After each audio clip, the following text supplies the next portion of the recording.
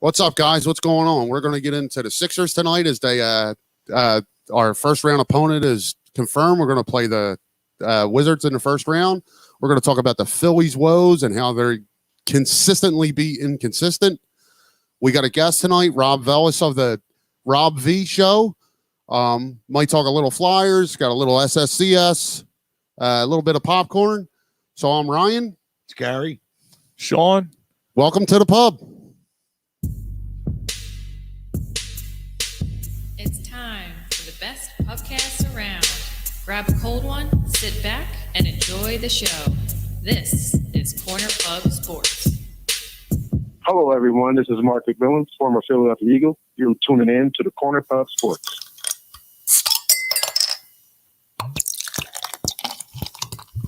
Corner Pub Sports. Fuck with my ass, man. Shit.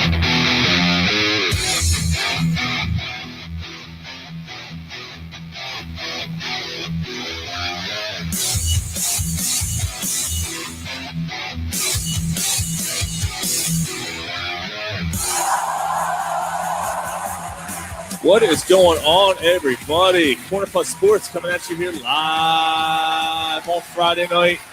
Yo. More happening? alcohol, whiskey, and bullshit. That's what we do. So, as Ryan said in the intro, we're gonna be joined by a special guest, Rob Velvis of the Rob V Show. Will be joining us in a little bit, probably about 15 minutes or so. He'll be joining the show. We're gonna find out. You're gonna find out about his podcast, and trust me, I think you're gonna like it. I'm pretty sure you're gonna like. If you like our show, there's no way you're not gonna like it. Keeps me coming day and night. That's right. I'm coming day and night. Did you see me? They come.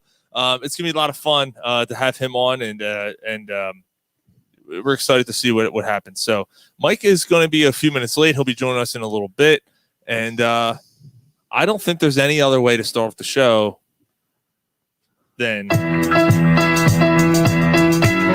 As Ryan is posing with his Dr. J jersey on. As Mike is joining the feed.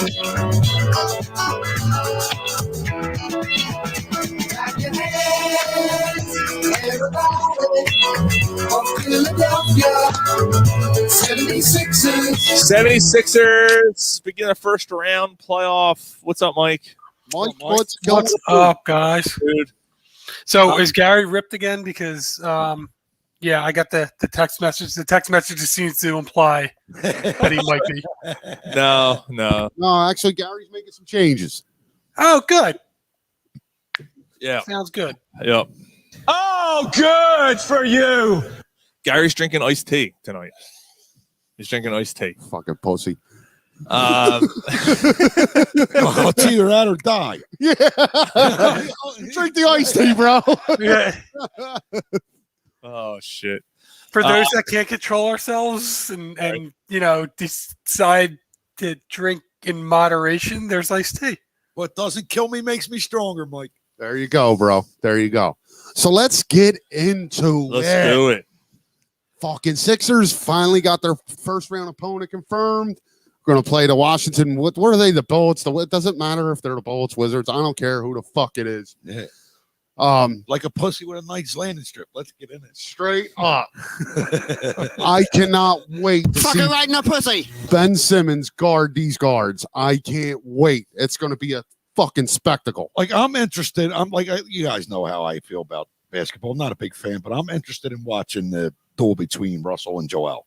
It's gonna be fun. Yeah, they don't like each other. I thought He gets all up in his I don't know feelings. what happened. He got all up in his feelings. Yeah, they don't like each other, man. And A little bit. I got to be honest. Like, of all players, Marshawn's up there, but there's a few that play the game now, that I just cannot stand their face and their actions. Sidney Crosby. Russell Westbrook. He's number one. He's number one on my list. I cannot stand him. Is he like a Matthew Barnaby, like an agitator? It's worse, if you ask me. Like, because he's better. Yeah, because so he produces. It's weird. The guy averages, like, he's the first player since Oscar Robertson to basically average a triple-double for his career. He just broke Oscar Robinson's record of career triple double. What is it, 182, Mike? Something like that. Yeah, that sounds So- about right. Why is he insane. such a dick? But at the same time, you're averaging, say, 20, 10, and 10. And throughout his career, he doesn't seem to make anybody better. No, he does not.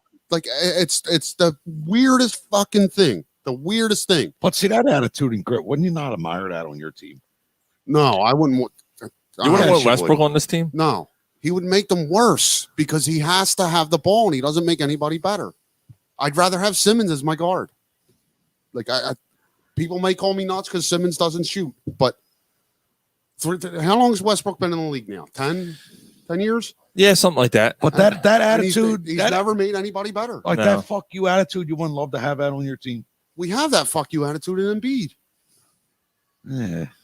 Caller's got a point. Yeah, I his whole mentality, the way he acts, I'm not a fan. I've never liked him. And now we finally get to play him in the playoffs. It's first time in a long time. Probably. Well, he's been in the West. He's been on the West Coast his whole career. But Right? not him, but even Washington in general. It's the first 35 time. years. Oh. 35 years. So before the Tom Gugliotta days, it's before those It was days. 35 years ago. Who? Tom Gugliotta. Who? Tom Yeah. Gugliotta. Yeah. He was a good player, Let's man. he flip a fucking pizza. English, motherfucker, do you speak it? Yeah, that's that's a long time. 35 years. So what's that? 86, 80, 86. something like that. 86. Yeah. Dang. They had a good squad in 86, too. That was I was 12. Barkley, Hawkins. Daryl Dawkins on that team. Yeah.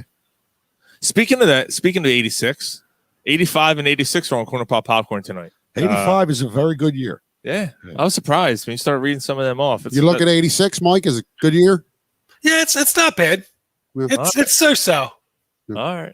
It should be fun. That's 86. later on in the show. 86. We'll hit the Phillies. We'll hit on football. Some Eagles made a move this week. We'll do SSCS this week. We got some other stuff. But, yeah, obviously we're starting with the Sixers. And like I said, Rob Velvis will be joining us in a few minutes. So I'm going to call it right now, dude.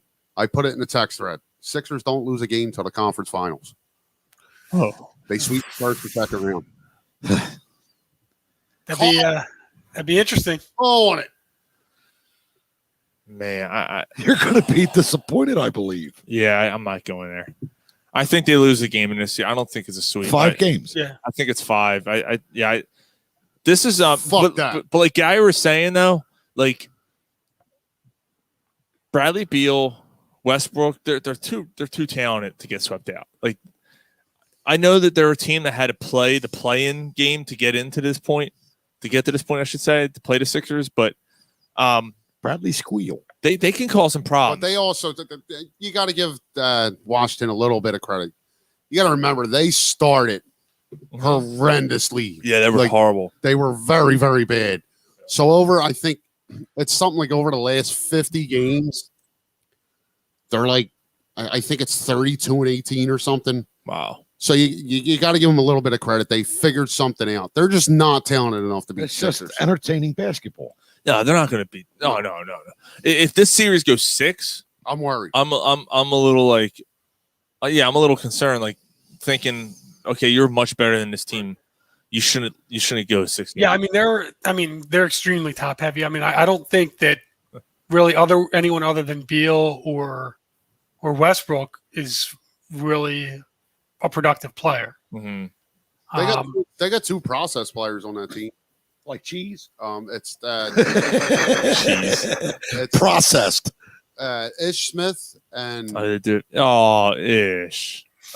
there's somebody else. He's going to ish the bed this series. Yeah. Where's that? Speaking of process players, where's Cannonball? Where's he at? I actually liked him. Isaiah Cannon. Yeah, that's a good question. Don't know. I'll have to look that one up. Isaiah Cannon. I actually liked him. He was Well, what are you thinking, Mike? I think it's 5. I think the Sixers in 5. I think they do lose a game. I think that Washington's a pretty, they're better than a lot of the 8 seeds. It's such a weird year. Like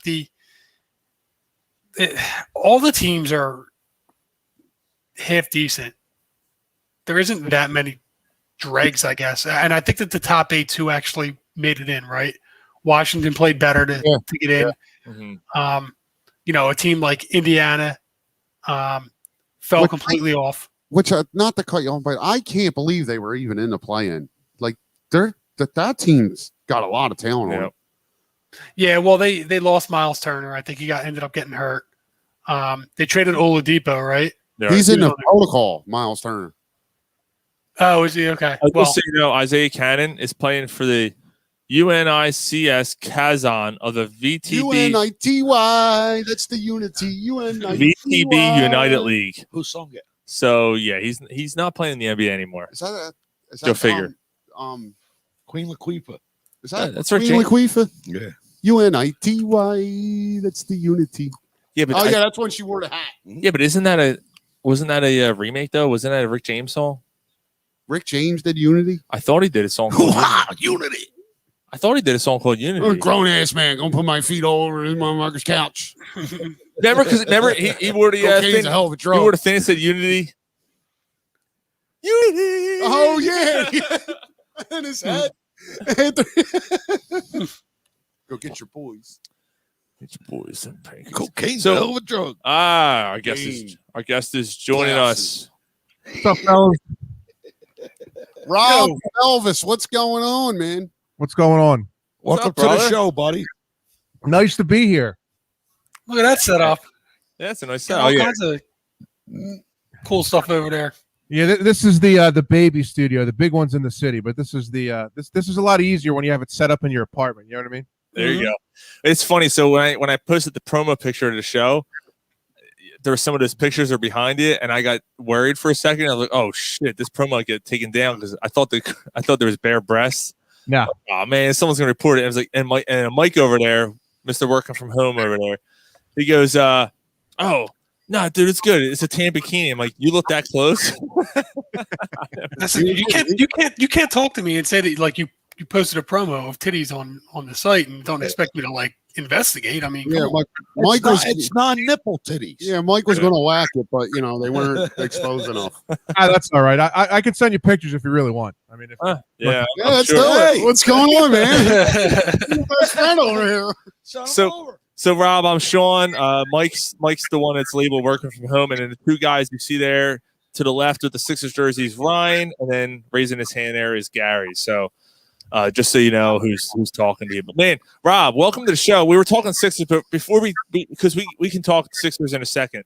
Before we get to that, for those who don't know, Rob is from the Philly area. Rob does a show called The Rob V Show, and it's absolutely fantastic. And he has how am I gonna say this? He has the luxury of having some absolutely amazing guests on his program. And I got so many questions for you, dude. But first of all, why don't you tell the listeners, basically like, how you got started, why you got started, and where the concept came from. I mean, I always love radio. I started my first ever job. I worked for a really small AM station in Lansdale called WNPV. They're defunct as of 2 years ago. They were probably the best people that covered high school football the best. So I started working there. And then actually, I take that back. Before that, I had an internship at WIP doing marketing, which, you think you get an internship at WIP and it's, you're going to be on the radio. No. You got to do marketing stuff, which is like, filling brochures out and stickers and sending stickers. It's boring. It's horrible. Busy work. Yeah. It's not what you want. Or filing ads for commercials in the filing cabinet. It was horrible. So my last day, they're like, well, what do you want to do? I'm like, for your last day, I'm like, I want to sit in with Big Daddy Graham, because Big Daddy Graham was the guy that, I always listened to, I always loved. They're like, all right, well, you go sit on the show. So I sit on a Big Daddy show and we talk a little bit, and then my internship is over and nothing comes of it. About like a year later, I'm at a bar with my buddy Dave Brown and Blue Belt, PJ Willihan's, when they first opened. And it was just random. We came from a Trenton Thunder game of all places. I don't know how, he had free tickets or something. So we were hanging out after the game. And Big Daddy's there doing an appearance, and I said something funny. I don't know what I said. He turns around. He's like, Rob, how the hell are you? What have you been up to? I'm like, nothing, Big Daddy, He's like, listen, I can't pay you, but you want to come be my intern? I was like, absolutely. Absolutely, nice. I'll come be your intern. I want to get into the radio business. And for you kids listening, if you want to get into the radio business, don't go to school for it. intern some more, because and meet as many people as you can, because that's the only way you're going to get your foot in any kind of door. So I become Big Daddy's second intern. His first intern actually is my buddy Jay, who actually owns and operates Double Visions in Horsham, which is ironic as it is. Yeah, I literally work across the street from that place. Okay, well, we'll have to meet there sometime. Drinks on me. All right, sounds good.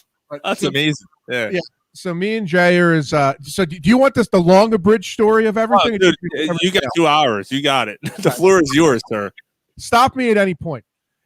So as I got the internship, and me and Jay, we started interning there. And of course, at the time, my brother's 3 years older than me. So all his friends would listen, because we were on from 2 to 5 in the morning. So when the bar's done, they're turning on the radio show. And my first thing I had to do to become a quote unquote intern was Big Daddy's like, hey, I can't do his voice right. I'm going to scribble. Hey, Rob, there's a car on 76 at the exit at City Line Avenue. It's been sitting there for months. I want it off the road, or you don't get your internship. I was like, well, how the hell am I going to, what am I going to do here? I don't know what I'm going to do. So I called somebody in the city. I don't know who I called. I said, listen, can somebody please move this car? I'm Big Daddy's intern. If someone can move it, I get my internship. You figure nothing's going to happen. Well, of course, everybody listens to Big Daddy Graham. Wouldn't you know it? The car got moved within an hour. That's amazing. Wow. Nice. The car gets moved, so I'm his intern. Now, 2 important things happened on his radio show. The first one was my nickname, which I can laugh about it now, but back then it wasn't funny. So somehow word got out, and this was when I'm 24. Again, this isn't something I like to promote, but it's funny it gave me my name. Big Daddy finds out from one of my best friends who calls in to tell Big Daddy that I'm still a virgin at 24, which was horrible at the time. Now, again, you can laugh at it. So he goes, I got his nickname, Intern Virgin Rob. So IVR was born. So there's my nickname. So then the other infamous incident on that show, he's great friends with Don Herrero, great Philly comic. Dude, that just hit me. I just put 2 and 2 together. I had I never realized that was you until just now. There you go. Small world, right? Oh my God, that's amazing. Yeah. I'm sorry, continue. That's hilarious. So then Don Herrera, one of his great comedian in Philly, been in The Big Lebowski, been in a bunch of movies. Mm-hmm. He just gets done doing a set in Atlantic City. Now, one of my segments on the show was, what have you done? What happened on this day? So you go different dates, things that happen. I'm reading the sheet, and I have the sheet in front of me. I go, President Carter gets attacked by Press Carter gets attacked by Killer Rabbit. I go, Big Daddy, I don't know who Press Carter is, but getting attacked by a killer rabbit sounds pretty funny. So Big Daddy laughs it off. We don't think anything of it. About 2 hours later, Don Herrera calls in. He goes, Big Daddy, that is some of the dumbest radio I've ever heard in my life, but at the same time, it's the funniest I've ever heard. It's not Press Carter. It's President Jimmy Carter, you jackass. So he thought that was great. It was hilarious. Was there there was a killer rabbit? Didn't somebody get the holy hand grenade for it? President Carter? I didn't know that. Yeah, you can look it up. A rabbit, I don't know if I had rabies or what. It just said President Carter gets attacked by killer rabbit. I thought it was interesting, so I went. Yeah, you can Google it. I'm sure it's there somewhere. Maybe it had rabies, is my guess. So as this is going on, I get a job at WNPV in Lansdale, which is a very tiny radio station, doing high school football. And I learned a lot. The one thing I learned was my sports director, Jeff Nolan, great guy. He always said, you got to be prepared. I'm like, I don't got to be prepared to do radio. I just show up and I go do radio. Mm-hmm. Well, I didn't know. And all I was doing was producing and hosting the halftime show. Well, if you're going to talk about high school football, you better know about the teams. You can't just say the scores. So I learned the hard way. My first broadcast was horrible. I'm like, well, I got to be up on high school football.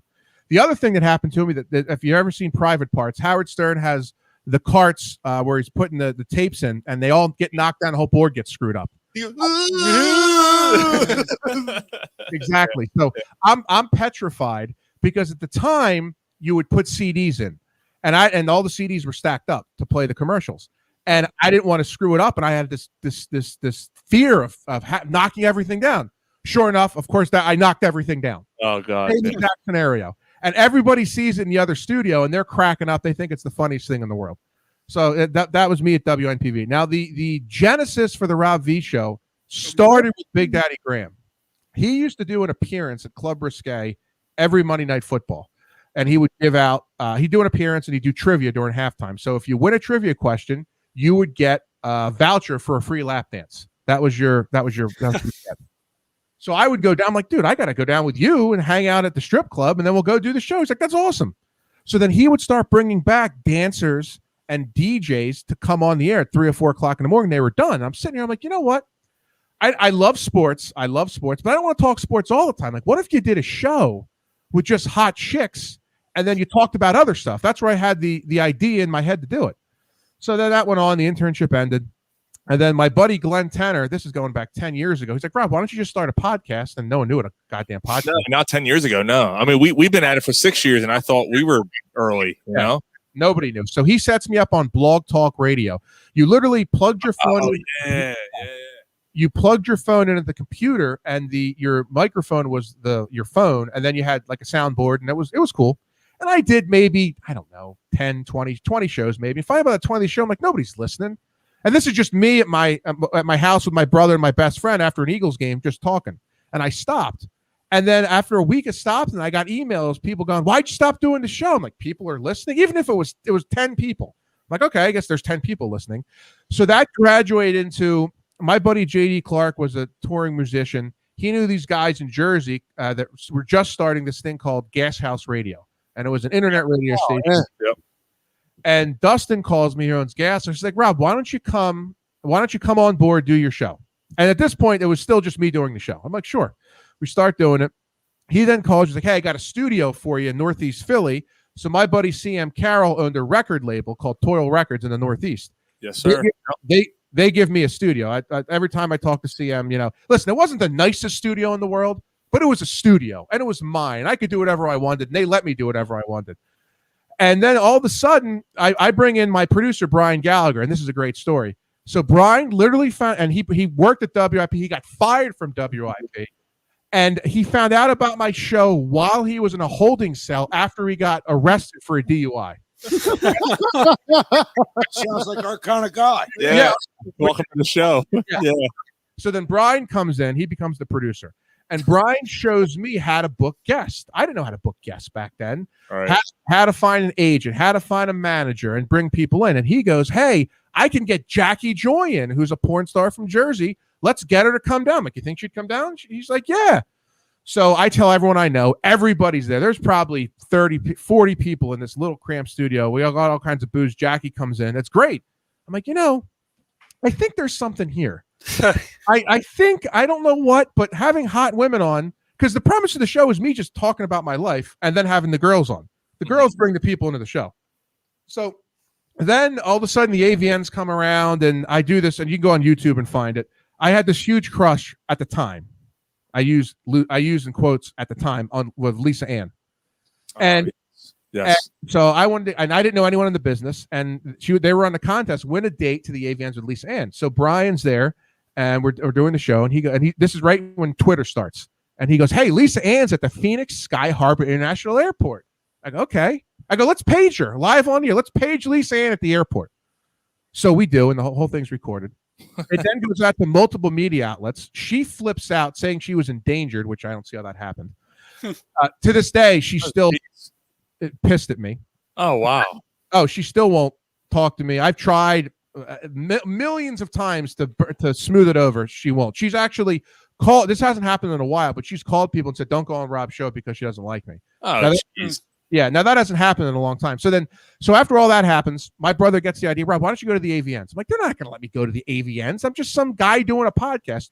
My brother goes, email him. So I email him. Sure enough, I get credentials to the AVN Awards, the red carpet. They let me do the radio show at the Hard Rock. And what happens is the AVNs, I don't know if you guys know this, they were founded at Temple University in Philadelphia. Did not know that. Really? Yeah. So I'm wearing a Temple shirt now. Yeah. Oh, yeah. There you go. So I represent the porn industry right there, Mike. Yeah. No, Mike. So Paul Fishbein, who went to Temple in the early 80s with his friends, they just started doing a magazine reviewing porns, and it just went around campus. It was just some funny thing. That then became the AVNs. He then sells it for like $25 million.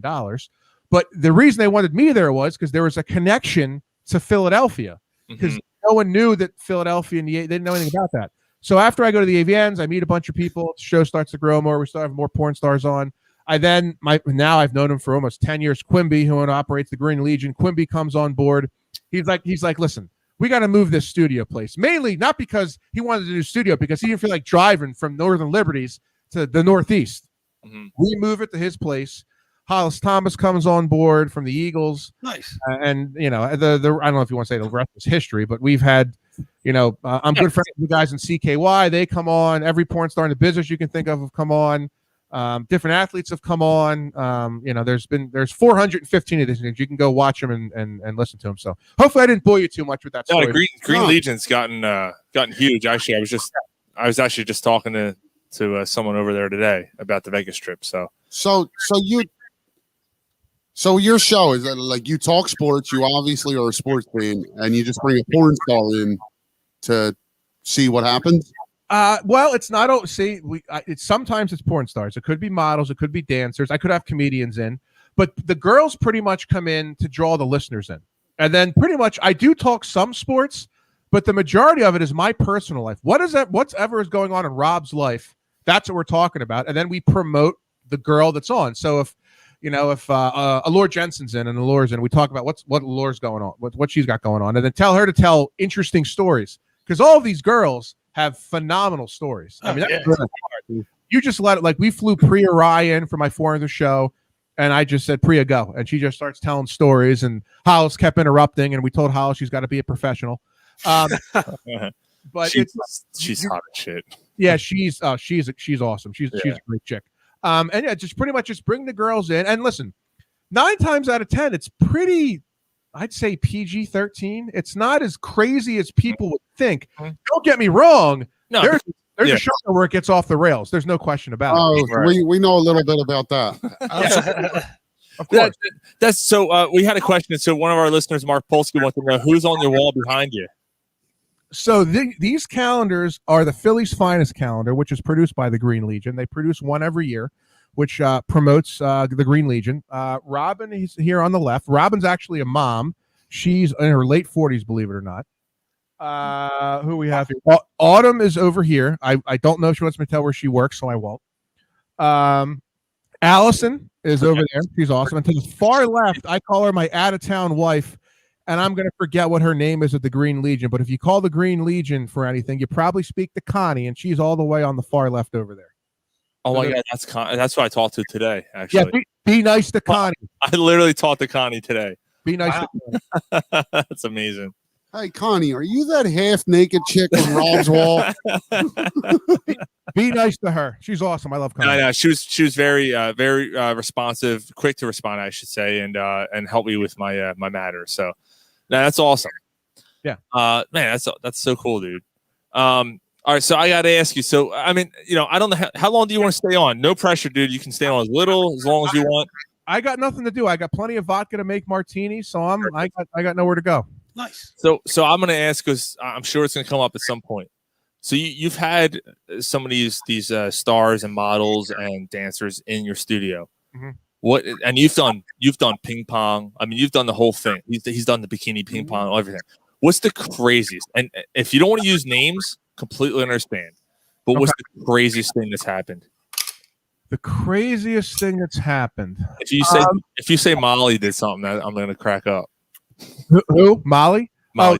Yeah, Dalton. Yeah, that's another thing. She's fallen off the radar. She's on Rob's shit list currently. Yeah, ours too. So, but I don't.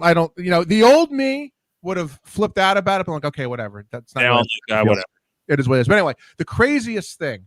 Well, this one I can tell because we've told on the air a million times, and he doesn't care if I tell it, so I'll tell it again. So we had a girl on. She was a cam girl, and she was a dominatrix. And I'll be the person. I'll be the glutton for punishment. She hooked my nipples up and electrocuted me and all this kinds of crazy shit. God. So we go out partying that night, and we go out and we hang out, and we come. We go back to the condo, and then I leave. And I remember it was raining that night. I'm driving home, and my phone's ringing. Quibby never calls me on my way home. He just doesn't. He's like, "Yo, dude." He's like, "Did you turn the camera off?" I'm like, I turned my camera off. I don't know what you did with your camera. Well, here finds out she comes back with him. He bangs her, but the webcam stream was still on. So everybody saw it. So in a sense, Oh no. So in a Are you sense, kidding me? oh no, I'm not kidding you. Oh, And why this is going on? His phone keeps ringing and ringing, and he doesn't know why it's ringing. It's because everyone sees what's going on. I mean, I would say that was probably, the craziest thing. There's, and I won't go into who was involved or what was involved, but on one of my birthdays, I won't use any names. They go, hey, go into the back room, and there's a surprise for you for your birthday. I go, okay. So I go into the back room, and there's girls eating each other out, doing some illegal substances. I won't say what they were. And they're like, all right, have fun. Happy birthday. I mean, these are the kind of things that went on. Or we just had photo shoots. Hot girls don't mind walking around naked. It's there. It is what it is. So you might walk into the condo and there's a photographer and there's 5 naked girls walking around. Or we'd have the pizza delivery guy was great. We'd have the girls answer the door naked. So the guys would fight to do the delivery to the condo. Those were good. But I'd say those are the couple of the crazier ones, if you call them crazy. So your birthday present was basically two beautiful ladies for the night. It was more than 2, but yeah, it was an entertaining afternoon. So how do we get this situation here? that patch of hair running the night again. There it is. all the time. But listen, it's really not as glamorous as you think. 80% of these girls dealing with them is a pain in the ass. I mean, it is just, it's like wrangling cats. So don't get me wrong. There's some of them, like Brandy loves a friend. Brandy's awesome. I can go down the list of all the girls that are cool, but for the ones that are cool, there's 10 other ones that are just a pain in the ass to deal with. And the girls will tell you that too. And the thing is too, like that they are professionals. They are, they are doing it in a way where it's professionally empty my sack. Yeah, straight up, bro.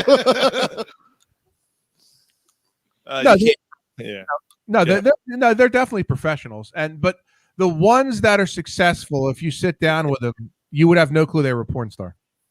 Right. Yeah.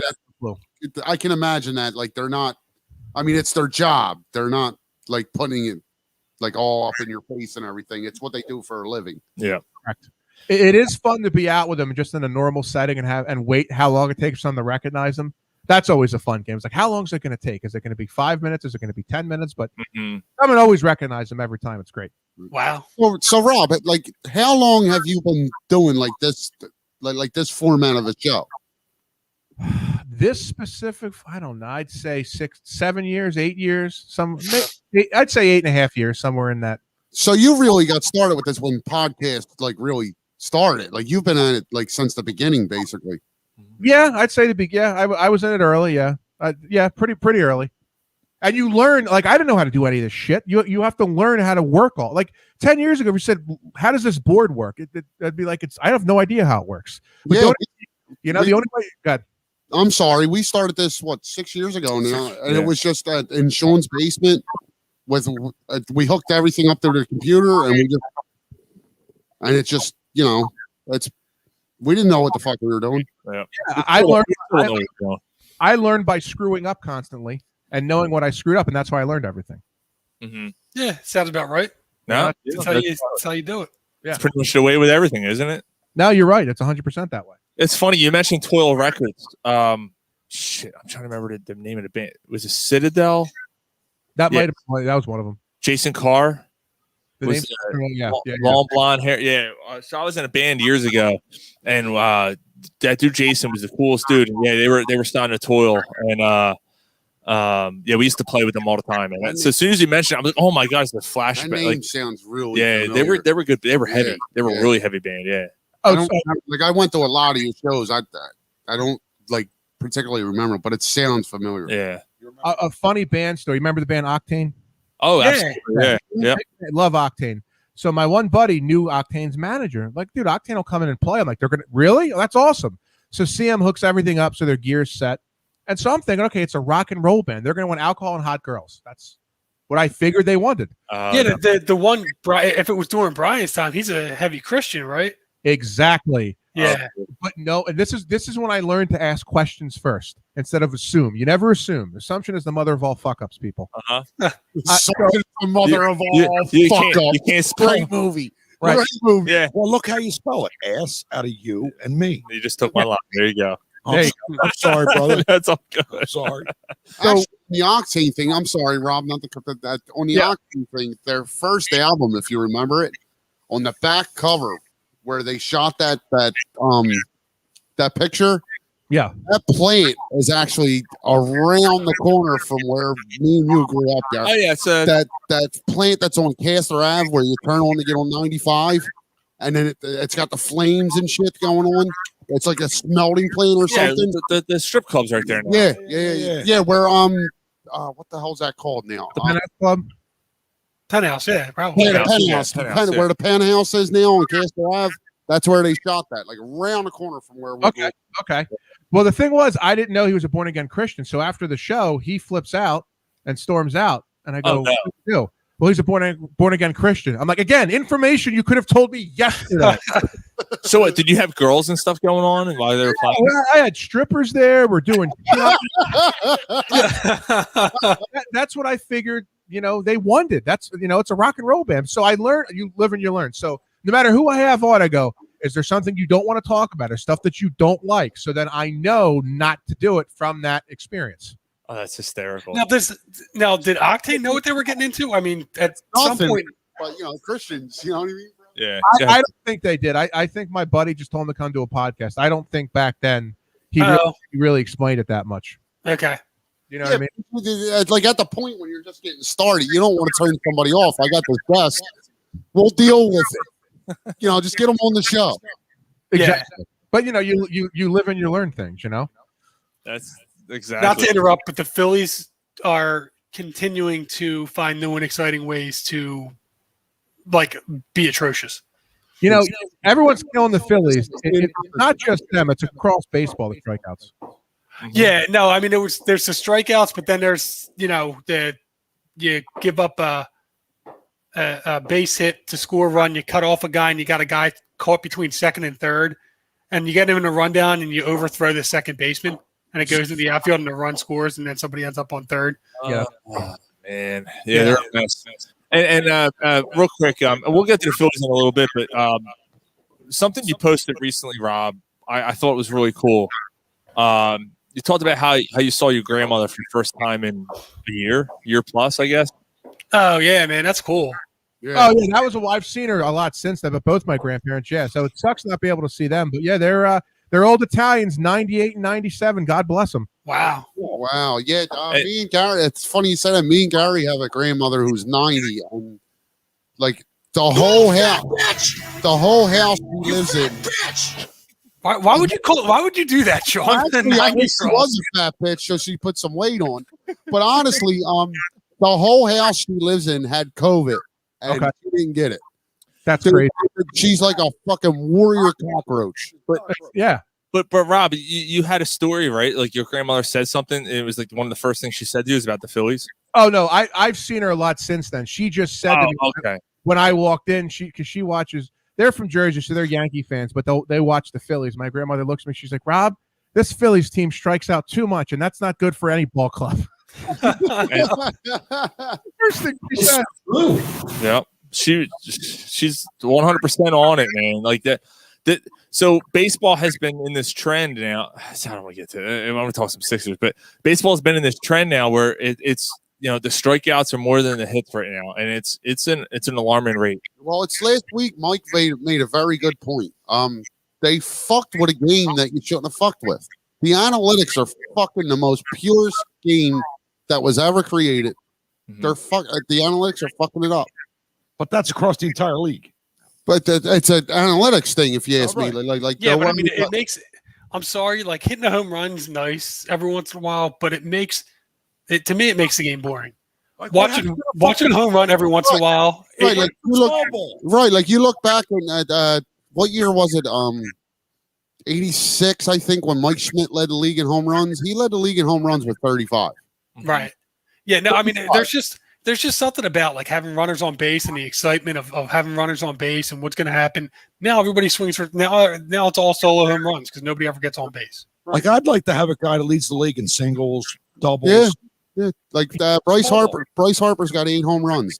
Every home run's been a solo home run. I'll tell you the fundamental problem. And I run a semi-pro baseball team, so the best college players in the area play for me. Ex-pros play for me. It starts in college because in a lot of your bigger programs, they don't teach fundamentals at all. The higher you go, the less fundamentals they teach. Now, if you're at a D3 school or a D2 school or a JUCO, they're big on fundamentals. But these, the ACC, the SEC, they do not teach fundamentals. And that's they just say, like, see the ball, hit the ball as hard as you can. The Division 3 kids, like, they have to work on fundamentals to have a chance. Exactly. And that's the way it is. I mean, it's just most of these coaches at the bigger time programs, all they are is recruiters. They're not coaches. Mm-hmm. If you look, a lot of your players, a lot of them are coming from JUCOs. They're coming from junior colleges, and they got better. There's better coaches at the junior college level and the D3 level than there is at the bigger time level. It's just the way that in baseball, it's just the way that it is. That blows. I don't know if you, Rob, if you followed Jeff Fry. Used to play for the Rangers back in the day. He's a great Twitter follow.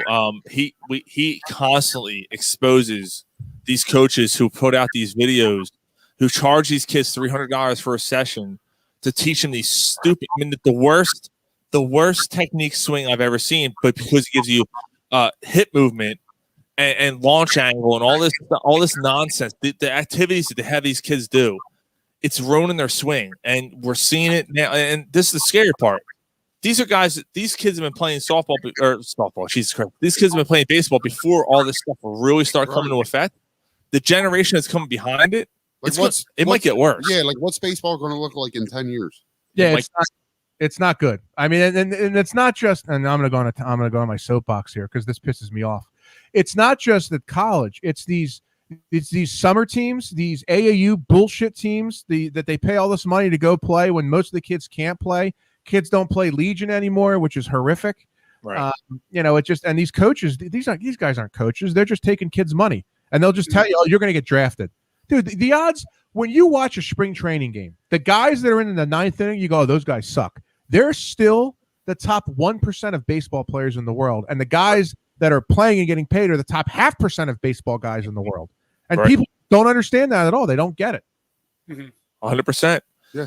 It's insane because now what you're doing is you're seeing kids like, I hate to bring it up right now because it's sort of subject for everybody, but you're seeing kids like Scott Kingery who come through the system, who actually have a pretty nice swing, hitting for average and all this, and all of a sudden you're taught a different way of doing things. And this is a guy who already made it through. Right. What about these kids who are below him and are still working their way through? And with Scott Kingery, like in particular, like that dude, you watch him, he forgot how to play baseball. Like he's completely lost. He's in his own head. Yeah, like he's lost. Getting paid. But that's not his fault. But they screwed him. He completely lost the feel on how to play ball. Yep. No, you're 100% right. That's horrible. Because me and Hollis, I'm a big fan of Scott Kingery. And Hollis, anytime something good happens, I'll text Hollis. Anytime something bad happens, Hollis will text me about Scott Kingery. No matter what it is, he'll do it. Hollis seems like a pretty cool dude, man. I actually tried to reach out to him. I think he may have just joined Green Legion Radio, I think, at the time. So maybe he was like, I'm already doing this. I don't want to.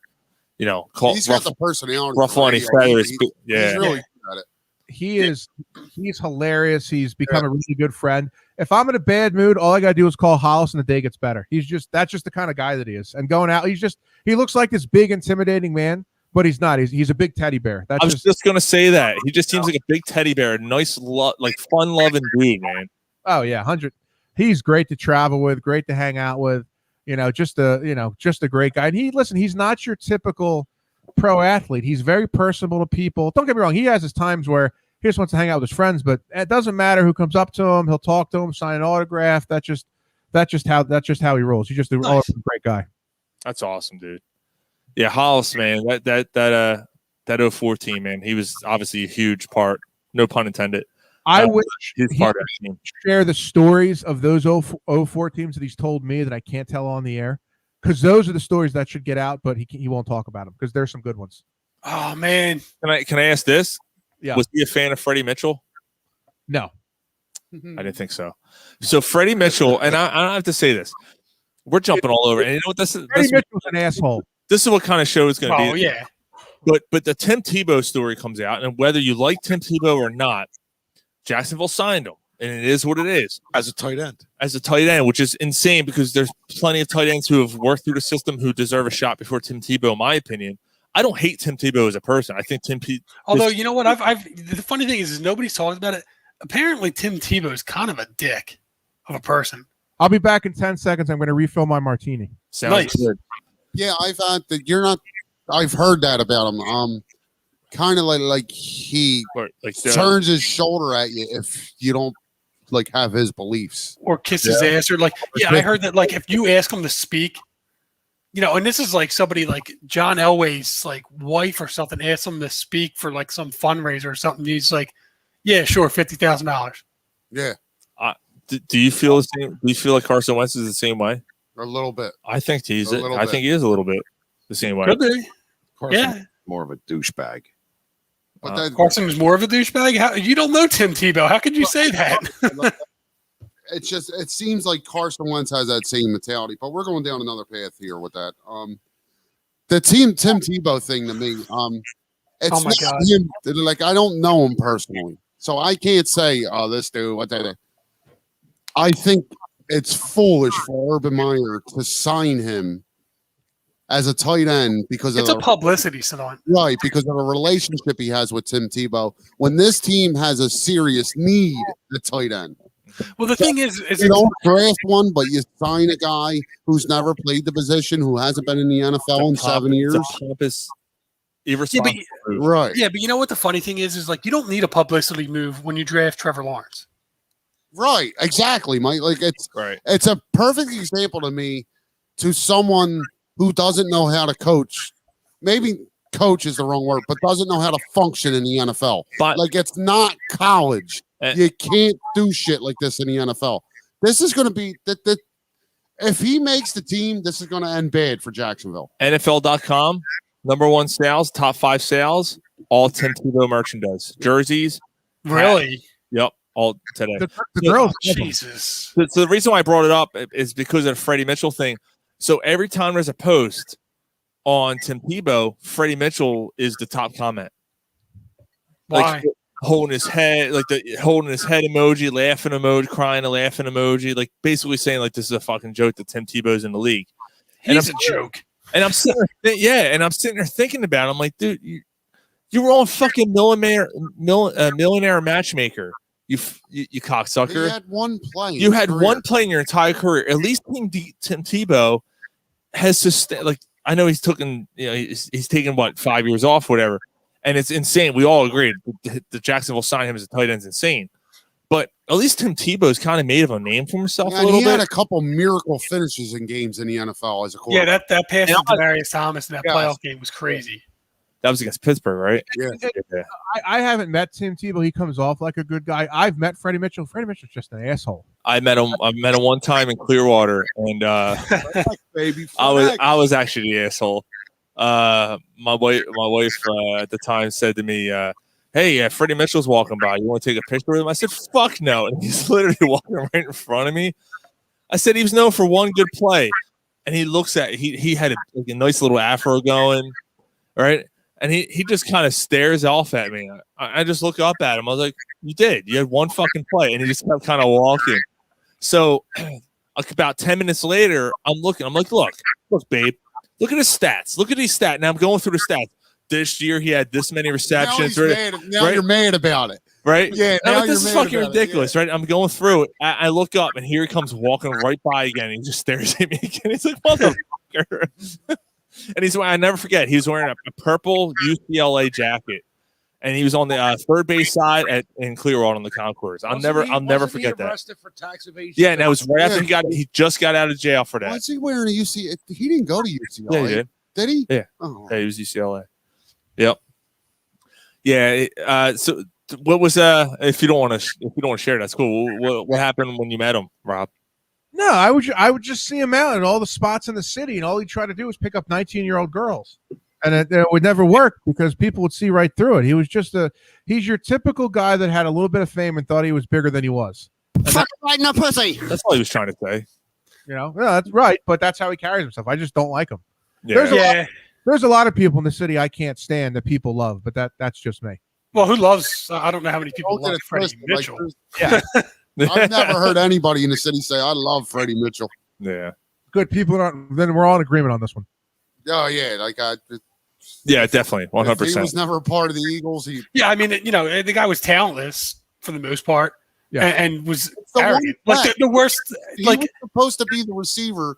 He was was he a first round or second he round? was first rounder. Yeah, he was a first round. Pick 26, right? Yeah, he was Yeah, supposed to be that guy. Oh, we got Freddie Mitchell. We solved our wide receiver problem.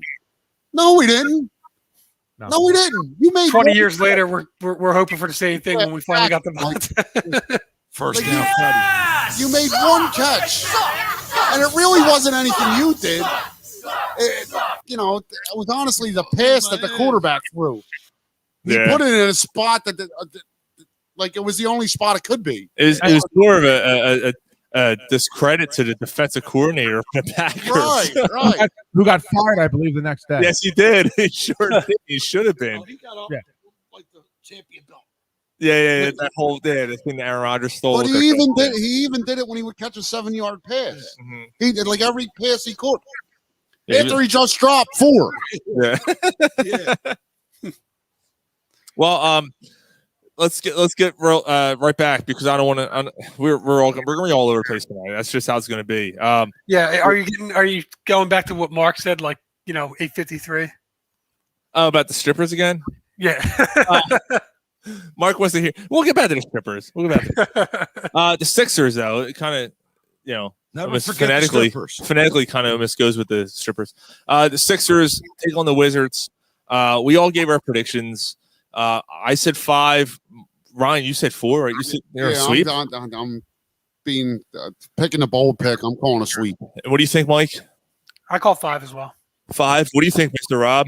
That's not a bold pick. Get the brooms out. Stop being Straight up. Oh, all right. Thank you. to help you, motherfucker. Damn, Rob's working right out.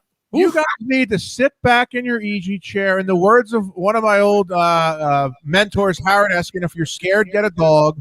They're going to the finals. Calm down, relax. Everything's going to be fine. Wow. I agree 100% with Rob in the fact that they're going to get to the finals. I'm not worried about. I think they're a much more better. I think they're a great matchup for Bucks, which, by the way, we'll get to that later in SSCS. Seema Swallow Cocksucker of the Week. Rob, I guess you got to figure out one. Yeah, so We're still going to be on. someone that pissed you off this week. Oh, that's easy. That's not. I get pissed All right, off cool. at people on a daily basis.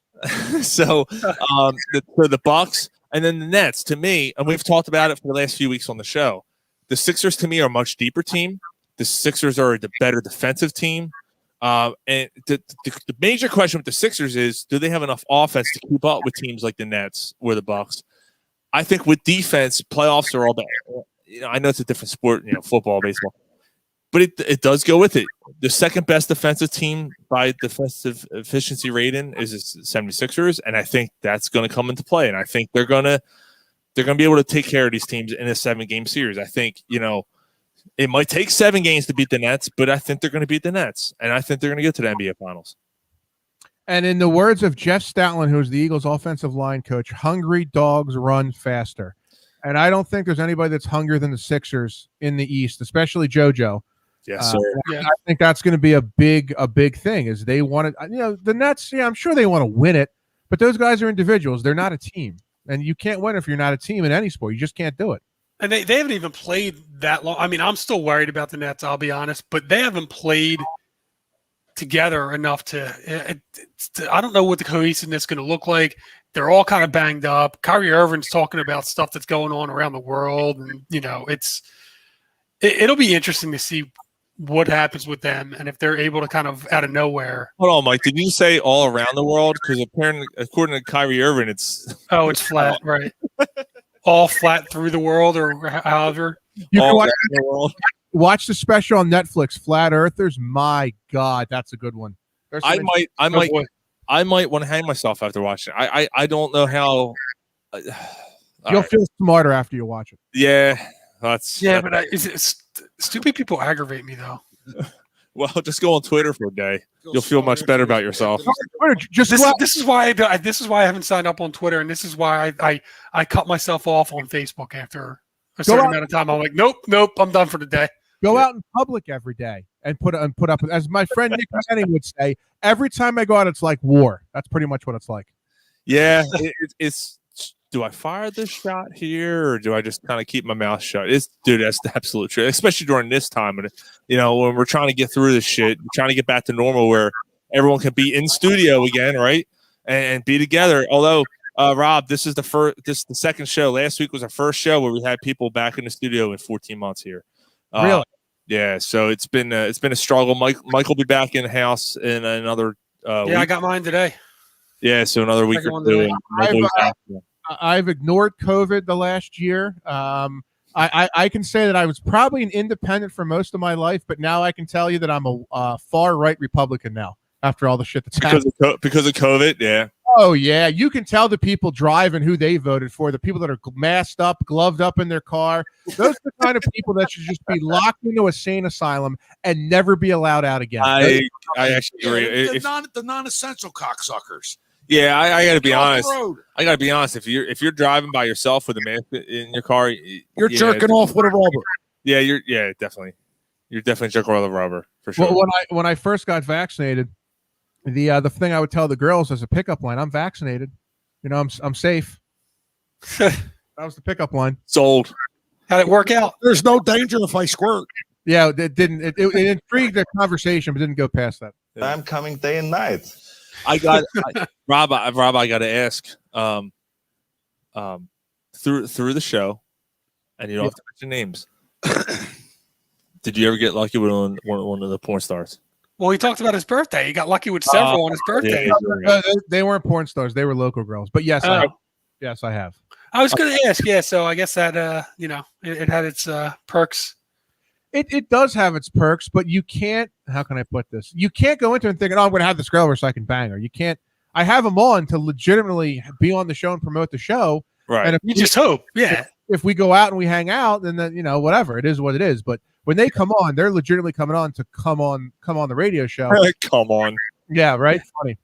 Yeah. Fucking is an add-on. Exactly. It's an add-on. All but right. the thing that's great is that I know a lot of people in the business. So if I reach out to somebody, they'll call somebody else, and once they vouch for me, I'm golden. I'm good. I'm just going to mention a name, and you can say you don't have to say anything. Priya was one of them. Absolutely not. Oh, okay, all right. I could have sworn because she seemed really. I listen to the show, obviously, dude, and I appreciate it. Yeah, absolutely, dude, and she seems so like so personable and stuff. By the way, Mike, not to change the subject, Mike, your buddy Jason said, so you're an essential worker, you cocksucker. How did that work out for you? So you as an essential cocksucker. I guess because you've been home, because you've been home for the past year and a half or whatever. Yeah, well, Jason has too. I mean, he can walk to the office. He's talking to me. Yeah, I'm an essential cocksucker. That's right, Jason. I've been back. Yeah, everybody else is. Memorial Day last year, I've been on the road, and all you motherfuckers have been sitting at home. Never missed a beat. Stay the fuck home. You're ruining my ride home. All right. I never missed a beat. I'm adding 15 minutes of my fucking ride home because you cocksuckers decided to go back to work. Well, I don't think that the people are the ones that are deciding. You should be talking to the businesses. I know. I'm just joking. He said not Mike. Oh, he said Rob. He said not Mike. Rob. He called you an essential cocksucker. Called me an essential cocksucker? Yeah, essential cocksucker. I've been called a lot worse. I have no idea what's going on here. Mike's coworker called Rob an essential worker. Essential worker cocksucker. All the traffic. Yeah, that's great. Be nice to our guests, Jason. Is it Rob or is it Ryan? I don't know. No, he's talking to Rob. Listen, nothing can offend me. I've done a radio show with Quimby for 7 years, and trust me, nothing can offend me. I've heard it all, seen it all. I'm good. Yeah, you're one of the guys, brother. You're on our show, and you're one of the guys, brother. So, yeah. Now I need to be a perfect guest for the show. I've been wanting to ask you for a little while, just waiting for a good opportunity when you were kind of a little bit back to normal. So, no, you call me on a good night. I'm not doing normally during the week. I'm coaching baseball, but right now I got nothing going. I'm like, yeah, I'm in. I'm up for it. I'm good. Awesome. Next time we'll have to do a full on in studio collaboration, man, for sure. Yeah. So I'm down for whatever. I got nothing but time on my hands. That's all. Nice. That's great. Yeah. So Rob, is this your full-time job, or do you have? You said you're coaching baseball. I mean, so what are you doing to make money other than the podcast? You're coaching baseball. Does that what pays the bills? Fuck my ass, man. Well, I mean, I work at a pharmacy that lets me put money into all this stuff. And now, finally, after God knows how long, the show's starting to make some money because I don't know how. And this is getting geeky. In order to make a certain amount of money in podcasting, you got to have so many downloads, you got so many streams, and then to be able to start making money, then you got to go to advertisers and go, okay, this is how many downloads I have. Then you get so much money per so many downloads. So it took a very long time to get anything. I mean, it took the last 2 years to get money. If you do this, you're doing it because you love it. Yeah, you want to make money at it, but you're doing it because you love to do it. Mm-hmm. Yeah, that's kind of where we're at right now.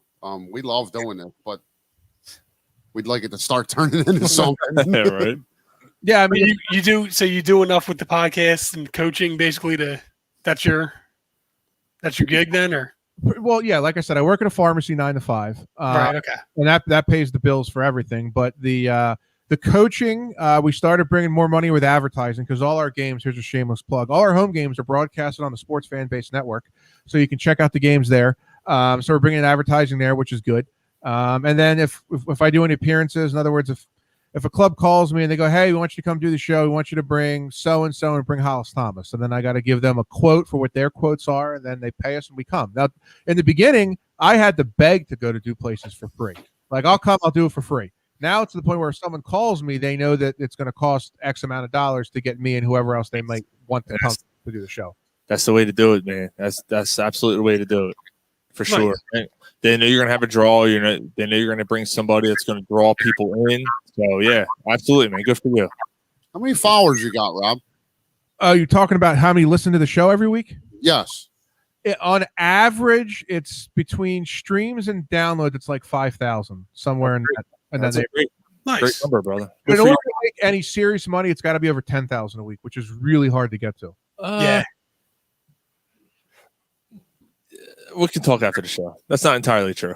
Okay, I'm in. Yeah, not entirely true. I'm as far as advertising goes, I'm bringing money, and I'm horrible at that. So any tips, I'm always willing to learn and ask questions. Mm-hmm. I had some dude hit me up this week. He wanted us to shave our balls. And what? Are your balls clean? Are your balls clean, Rob? They are. I shave them. You guys shave your balls, and we're gonna give you a promo code, and I'm like, I mean, we'll talk about this. More on that later. Hey, if you're paying me money, I do a lot of stuff for money.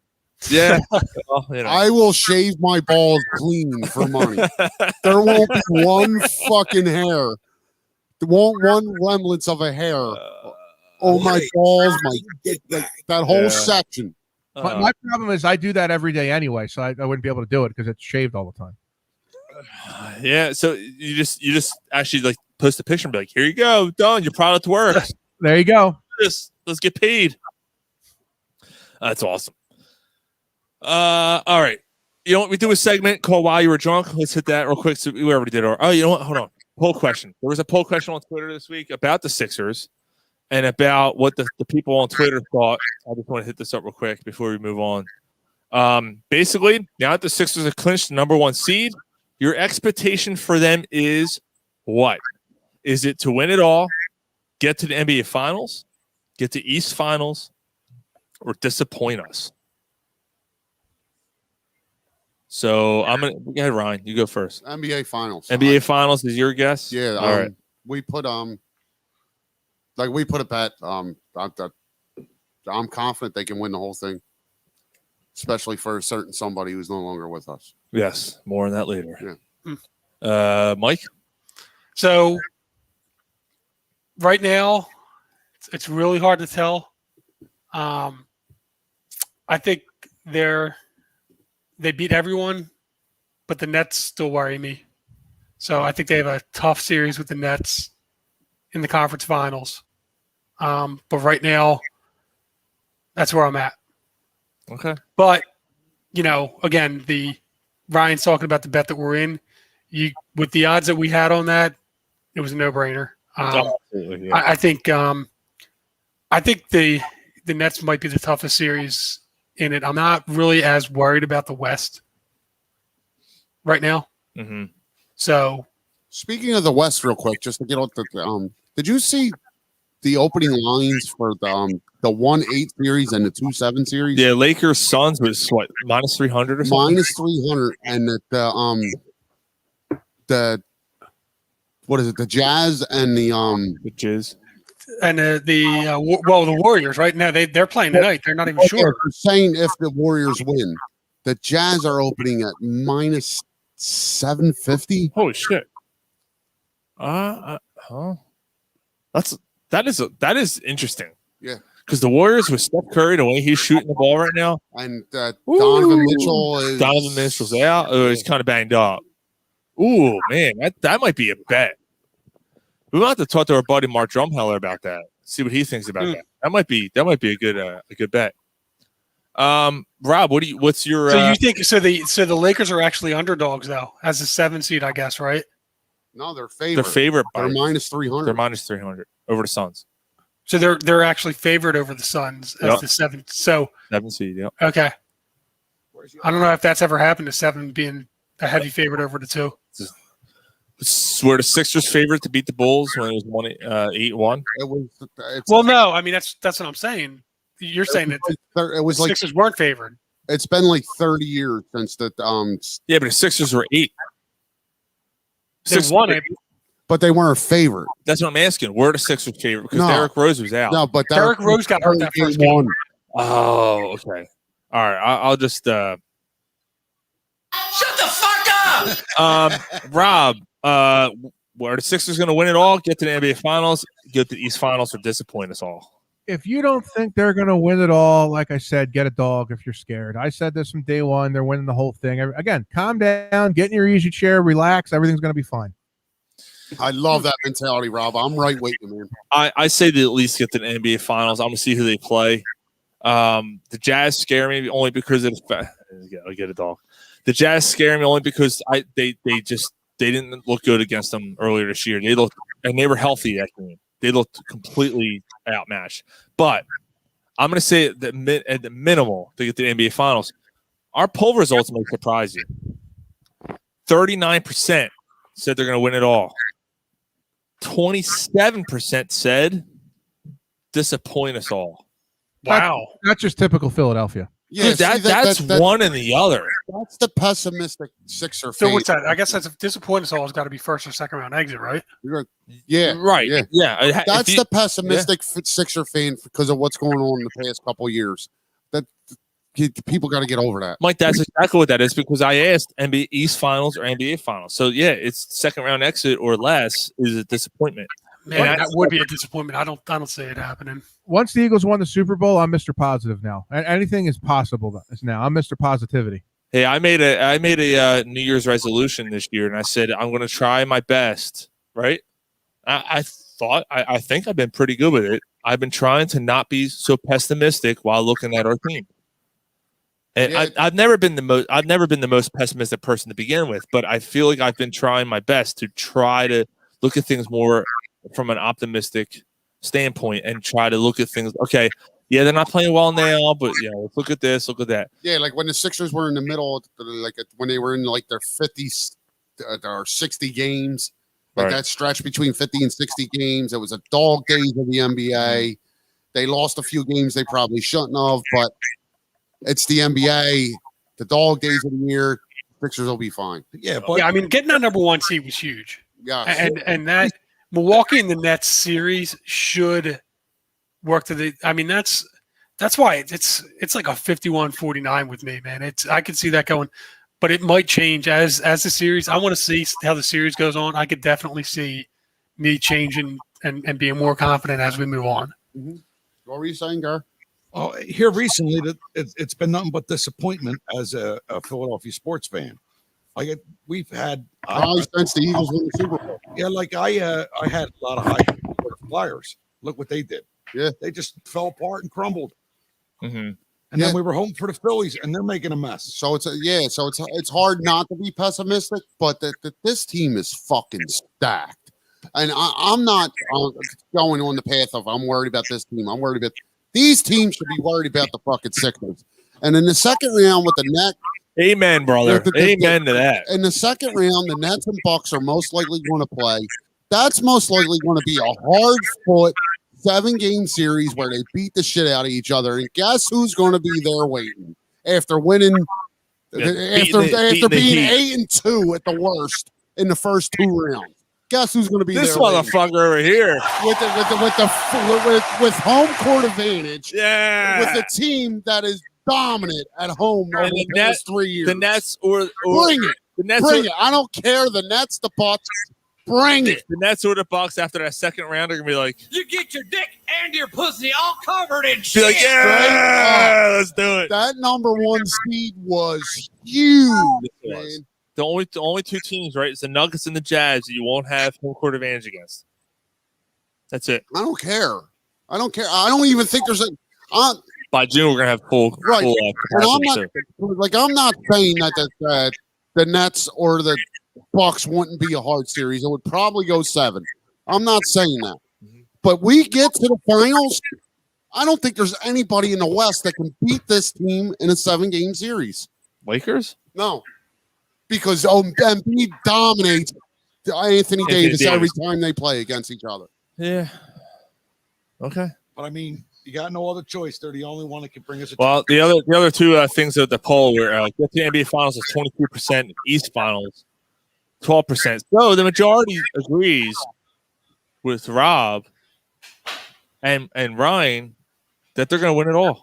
They're smart people. Those people doing that poll. Yes, they are. Well, exactly, Rob. I'm glad you understand. Yeah. Even though I hate polls, but they're smart. Yeah. And real quick before we move on from basketball Hall of Fame class of 2021. Paul Pierce, Chris Bosh. This fucking next one. Chris Webber.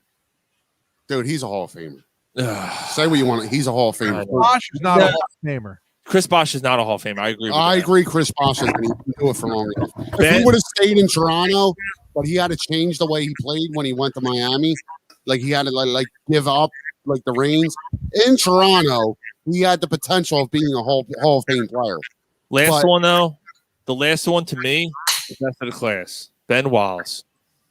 Ben Wallace to me was a bona fide Hall of Famer because he didn't put up the offensive stats. And are you smoking something over there? Dude, I did not think Ben Wallace deserved to be a Hall of Famer. What? I don't think he's a Hall of Famer. Oh my God, dude! Look at his stats. Yeah, I don't think he did it long enough. Oh my! Look, offensively, no. Offensively, no. Right, but he had a was 6-year run. 6 years.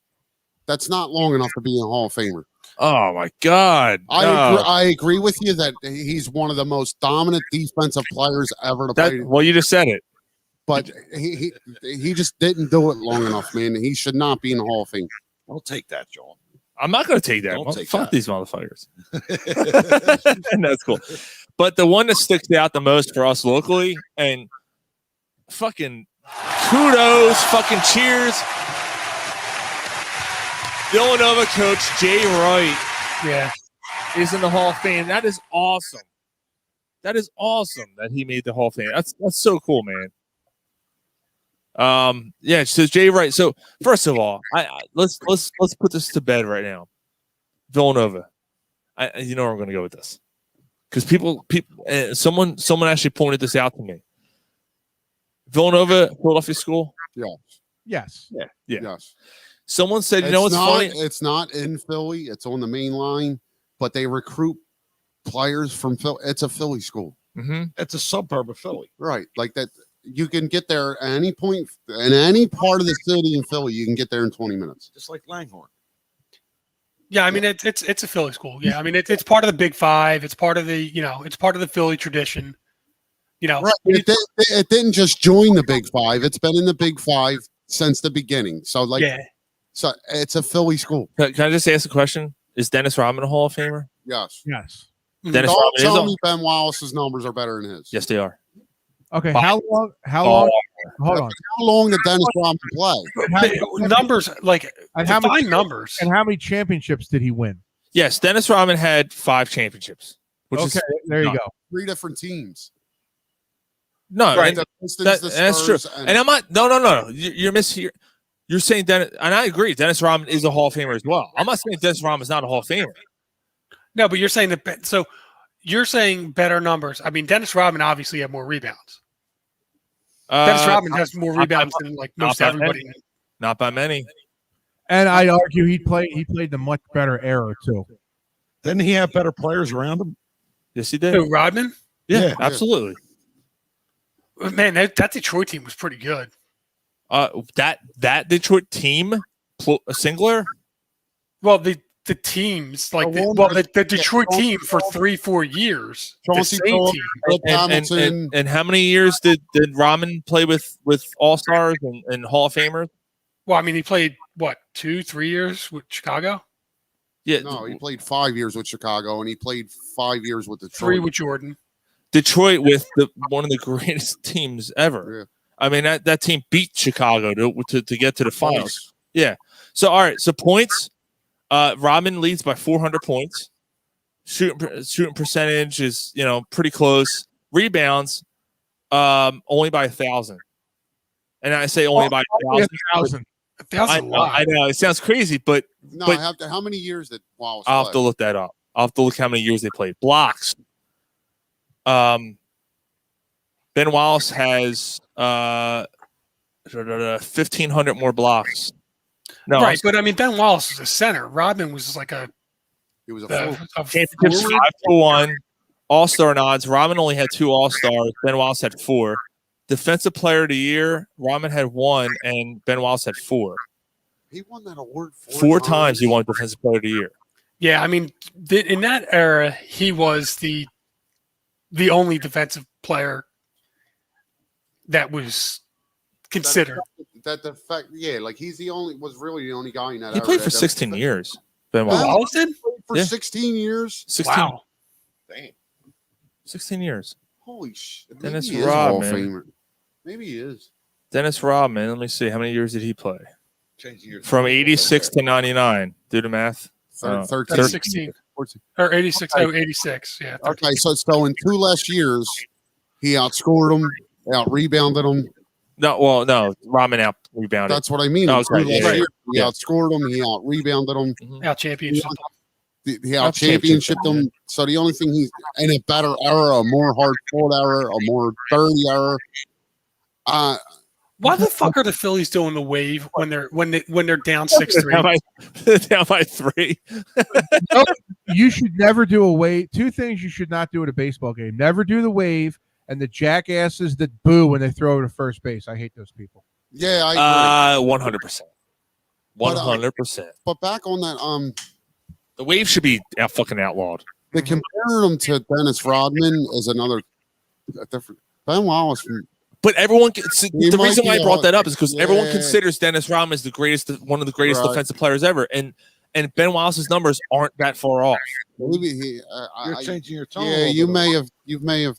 I didn't. But I don't know. Like I don't. realize he played that How about long. you? I don't remember Dennis Rodman as one of the best. Like Fuck him. I thought of him as one of the best rebounders ever. I never like. He's a great defender, but I don't like when I think of the best defenders ever. I think of somebody like Gary Payton, and Gary Payton played in the same era as Dennis Rodman. So Yeah, but he was a guard. yeah, I understand that. But that's the thing. But Ben Wallace was a center, and Rodman was a forward. What was he? A small forward? A power forward? Rodman was a power. No, was he power forward? I don't think he was. Home run. Oh, they just fucking gave up a home Yeah, run. but like I get that point, but to compare, I mean, it's hard to compare Ben Wallace to Gary Payton because Gary Payton. I mean, he's a guard to a center. Like I don't know. They're 3 different positions. He's got a good first name. But it's more comparable with Rodman played Rodman and both. Wallace. Rodman played both.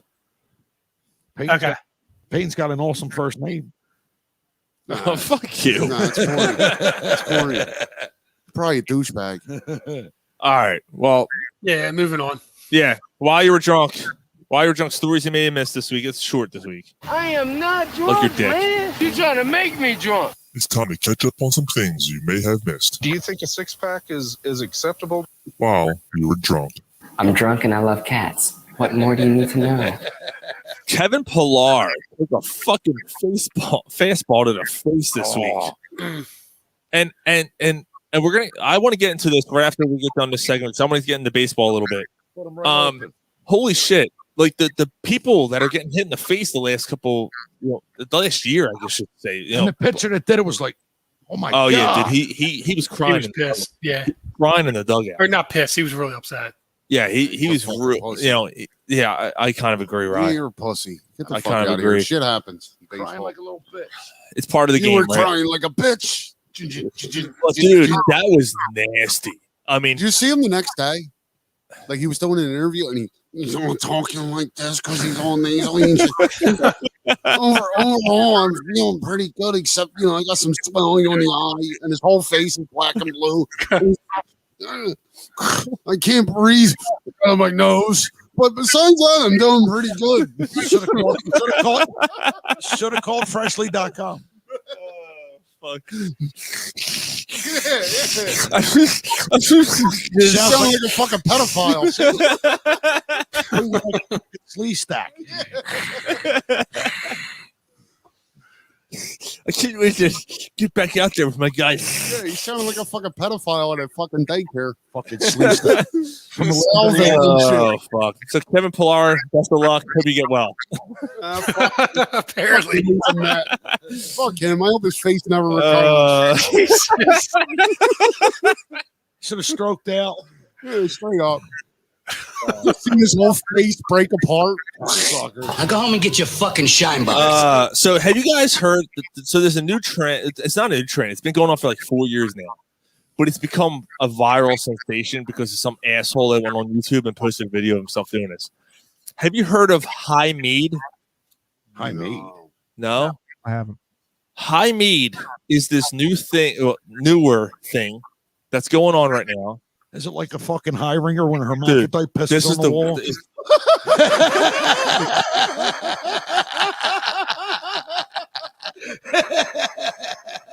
Stay going to Pony Boy. Stay going to Pony Boy. No, she had a pussy. No, she's got a high ringer. it's when you eat meat that's been like sitting out and it turns gray and shit and gets all like mushy and shit. Apparently, So it's kind of like eating a dead dude. it gives you this like high, this like crazy high. No, it's eating maggot meat. It's called high mead, but you contain it like a jar, so like there's no maggots and shit. And you open it up and you eat. Apparently, it's like real strong and pungent and all. It smells like ass. And it gets you all fucked up. smells like ass. Yeah, but like, can't you die from it? What the fuck's the matter with people? Right? Well, I was like that every year. You had the bath salts a couple years ago. Tide Pods. That tried the Tide Pods. Then you had the kids that were smoking weed with embalming fluid. Every couple years, there's something. I got and this is the new. Why don't you have a beer so I can get some fucking high meat? Dude, is that not like ridiculous? Dude, I just put that together. That's fucked up. That is fucked up. Yeah. You ain't gotta kill me. You want to fuck me in my ass? So this dude went viral. Like this Indian dude goes on YouTube and he's like, I'm gonna try some high mead. Oh, it's really pungent. Oh, it tastes really strong. Oh, and he starts getting all fucking immediately starts hitting effect and it went fucking viral. Well, apparently this trend's been going on for like 4 years now. Hello, welcome to 7-Eleven. Would you like a high mead, my friend? Oh God, we got a guy in the back. 37 in a row. In a row. Hey, you get back here. Well done, sir. Well done. You belong on the show. All right, and then the last while you were drunk is the short segment. High mead. Corey Clement Sign with the fucking Giants? Fuck them. See ya. So he'll have a couple good plays with them, and then he'll blow a hamstring. He'll be out for 7 games. Right. Yeah. I don't know. I see the field if Saquon's playing, and then don't they got a decent backup that played last year because of whatever? Who gives a shit? You guys don't feel a certain way about that at all? No. In any way? He did make a big play in the Super Bowl. Huge play in the Super Bowl. But he wasn't like a staple of an Eagle. Like Get better with Kerryon Johnson. Yeah, I can vouch he is a nice guy, but he's whatever. He's not gonna. Like he's not bending the needle. Right. Yeah, I mean, I don't have any bad thing. I don't have anything bad to say about him, but I'm not crying that he's over there, and I'm not. The other thing is, I'm not gonna bash the guy for going to a rival. Kerrigan went from Washington to the Eagles, and he was, he was like the mayor of DC. So I got one more story for while they were drunk. Yeah, I got one too. Hold on, real quick. Dave Peterson said, "I hear that the high meat goes well with a cup of bleach and a Tide Pod for dessert." Go ahead. What do you got? One more story in case you didn't hear this week. So Demi Lovato is now non-binary and she identifies as they. What? I can't stand that shit. I really can't. It pisses me off. What? Yeah, she's non-binary. She identifies as they. What the fuck you mean? She has a nice pair of tits. That's all I need to know. She's not male or female. She's they. Can I ask a question? Go for it, Rob. When is there a comedian that's going to come out and go against this political correctness bullshit? Can you imagine if George Carlin was around right now? Oh my God. Losing his mind. People are afraid to go against the grain, and that's where people like us come in, because this stuff is bullshit. You can't identify. Like, let's just make it, but you can't identify as that. You're born a male, a female, or both. I remember. You know what I'm saying? A skit that George Carlin did when he was talking about the terrorists blowing up planes. And he was talking about, he's like, you got TWA, travel with Arabs. Then you got Delta. Don't even let them aboard. I'm sticking with fucking Delta. But if you said that today, they try to cancel him. Yeah, exactly. 100%. So, I wonder, someone fuck, man, that's a good point. Like I could see someone like Tom Segura, someone like Jim Norton kind of coming out and saying something like that, because they're a little more raunchy, a little more dark. But it's a tough time we live in nowadays. It is. But I was actually talking to a friend who was a stand-up comedian for a long time. And he, Dave Peterson just said that shit makes my head hurt. And, before you ask both. And he's right. And, I just got the last part. Sorry. Oh, I was just reading it. I'm like, oh yeah, that's right. And actually, Dave, it might actually make your head hurt if you didn't know what they were before you found out. So it's the truth though. We were talking about it, and like I said, he's a stand-up comedian. He said, that shit's coming back. The dark humor, the offensive humor is starting to come. It's starting to make its way back. People are starting to get a little more comfortable. But there's so much material to work with when it comes to that. There's a lot of stuff you could just trash. And like Rob said, this is what we're for. This is what our shows are for. Right. The problem is the people that are 20 years younger than us. Well, then they turn the fuck off. Right. Yeah. Fuck them. We don't want them anyway. Yeah. You want to be a pussy? You want to grow up to be a pussy? Then don't listen to our show. Yeah, stop being I'm not 14. trying to go along, but stop being 14 and still breastfeeding. You fuck. Off the titty. Yeah, I just don't understand it. Like you can't choose what you identify as. You're either born with a pussy or a dick or both. I'm a spatula. So you're either so you're either a male, a female, or a hermaphrodite. Like that likes to give you golden showers and shit. So all right. So I'll say this. The only thing I'll say about is this. Say you're born with an organ. Bust a nut, get a cream pie at the same time. I'm coming day and night. I'll say this: if you're if you're born a certain way with a certain organ, but then you start going through life, right? And you're like, man, I'm not attracted to men. I feel like I should have a penis. No. I feel like a man. I'm masculine. And you want to get that change? You want to cut your dick off, or you want to fucking extrovert your what's the word for Extroverted So pussy. that I don't bad boy know. up. I don't know what you do. Whatever. You fucking cauterize. That's one thing. That's cut, one. You Hold cut on. the taco out. There's a difference. You cauterize it with a fucking hot iron. There's a And you fucking brain it with a dick. there is a difference there. Fucking cauterize. Jason said, "Are we going to talk about NHL playoffs?" I guess not. Fuck the Penguins. The Flyers Speaking aren't. of- I could give two. Yeah, exactly, Rob. You know what? Speaking of men who are pussies, so that's Sidney Crosby. I swear, I would not be surprised one day he comes out and identifies as a fucking. No, but here's the thing.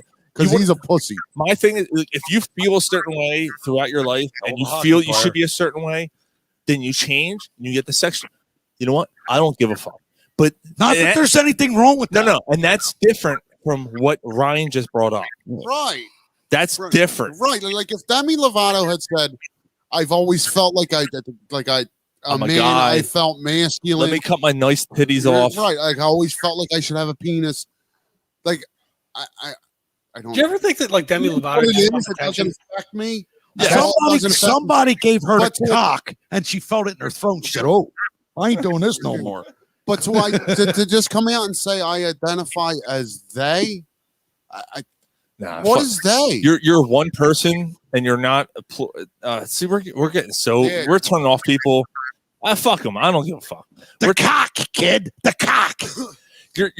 You're one person. You're not they. You're right. Him or her. Yeah. What the fuck?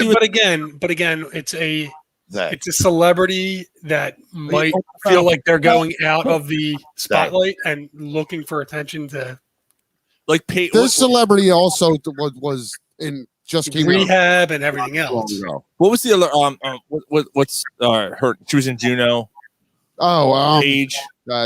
Now it's it was Ellen Page. It's Ellen Page, and now it's something. Yeah, what she goes now? Alan Arkin. Alan Alda. Is that her name now? Alan Alda. I don't know. It's fucking Alan Arkin. It's a matter. I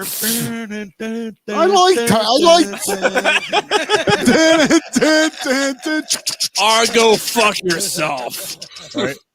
So I got a good. We'll end on a feel good story. Oh, you got a feel good story? What the fuck? Are we Yeah. still on the segment? Jesus. Come on, what are you gonna come up with a feel good story for?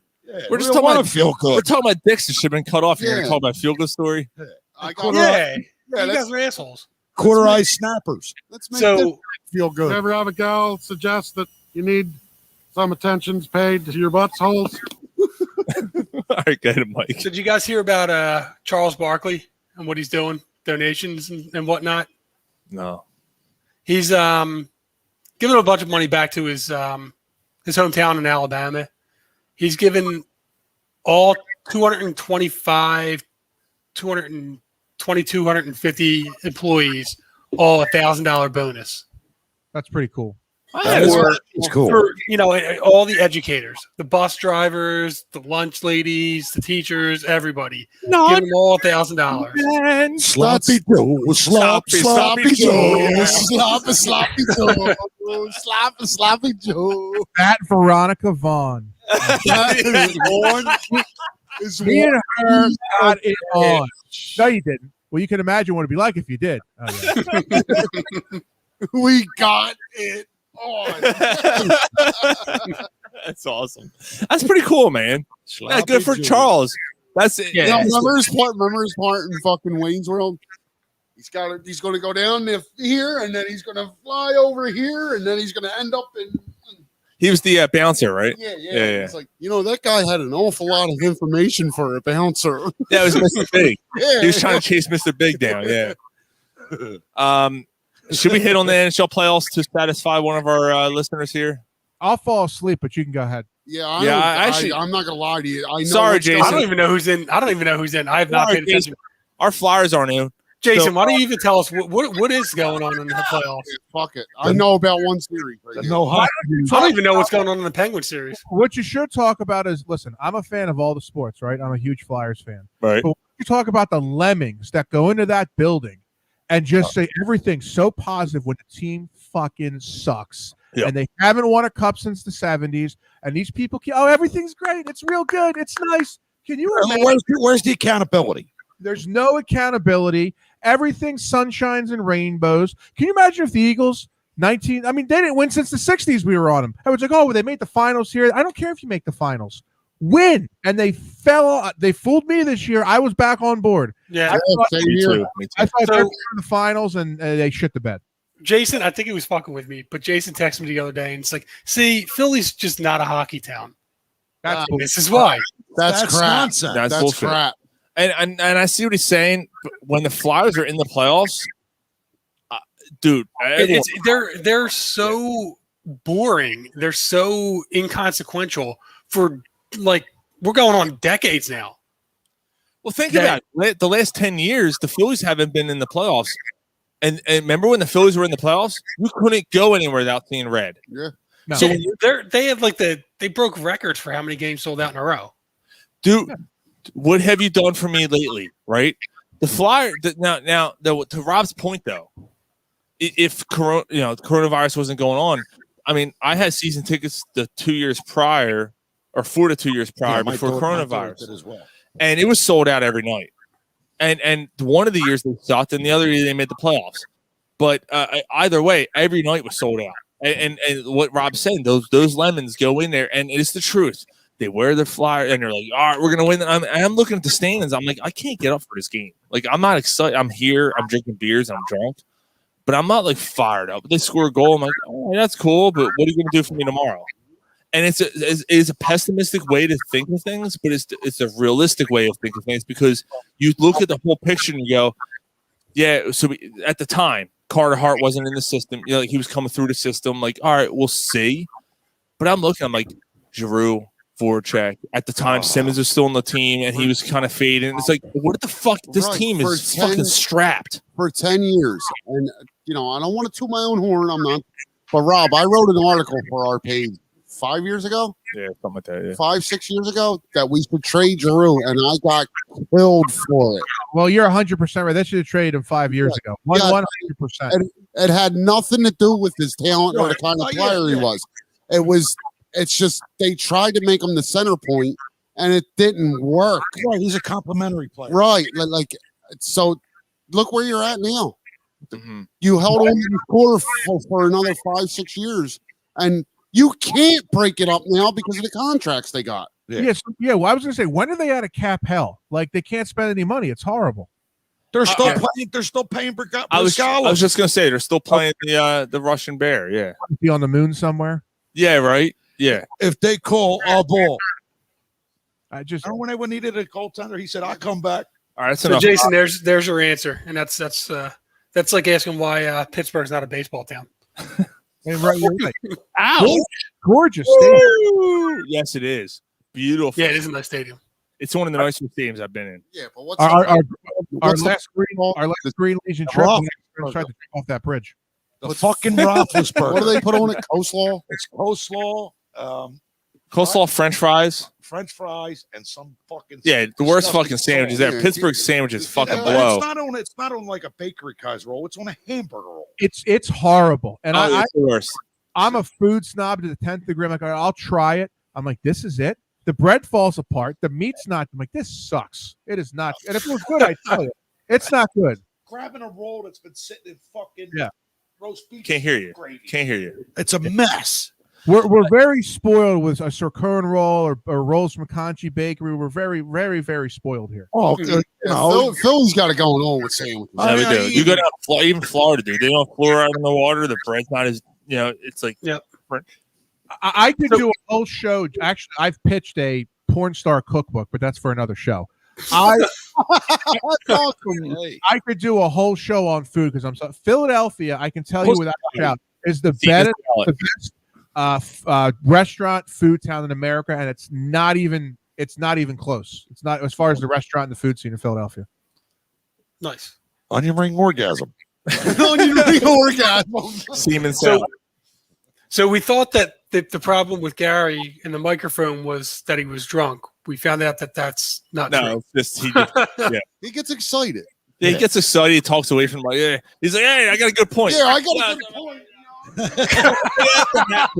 You got to tell him like we tell our guests. Act like you're sucking a dick. You got to get close to the microphone. That's what we tell him. He's good at that.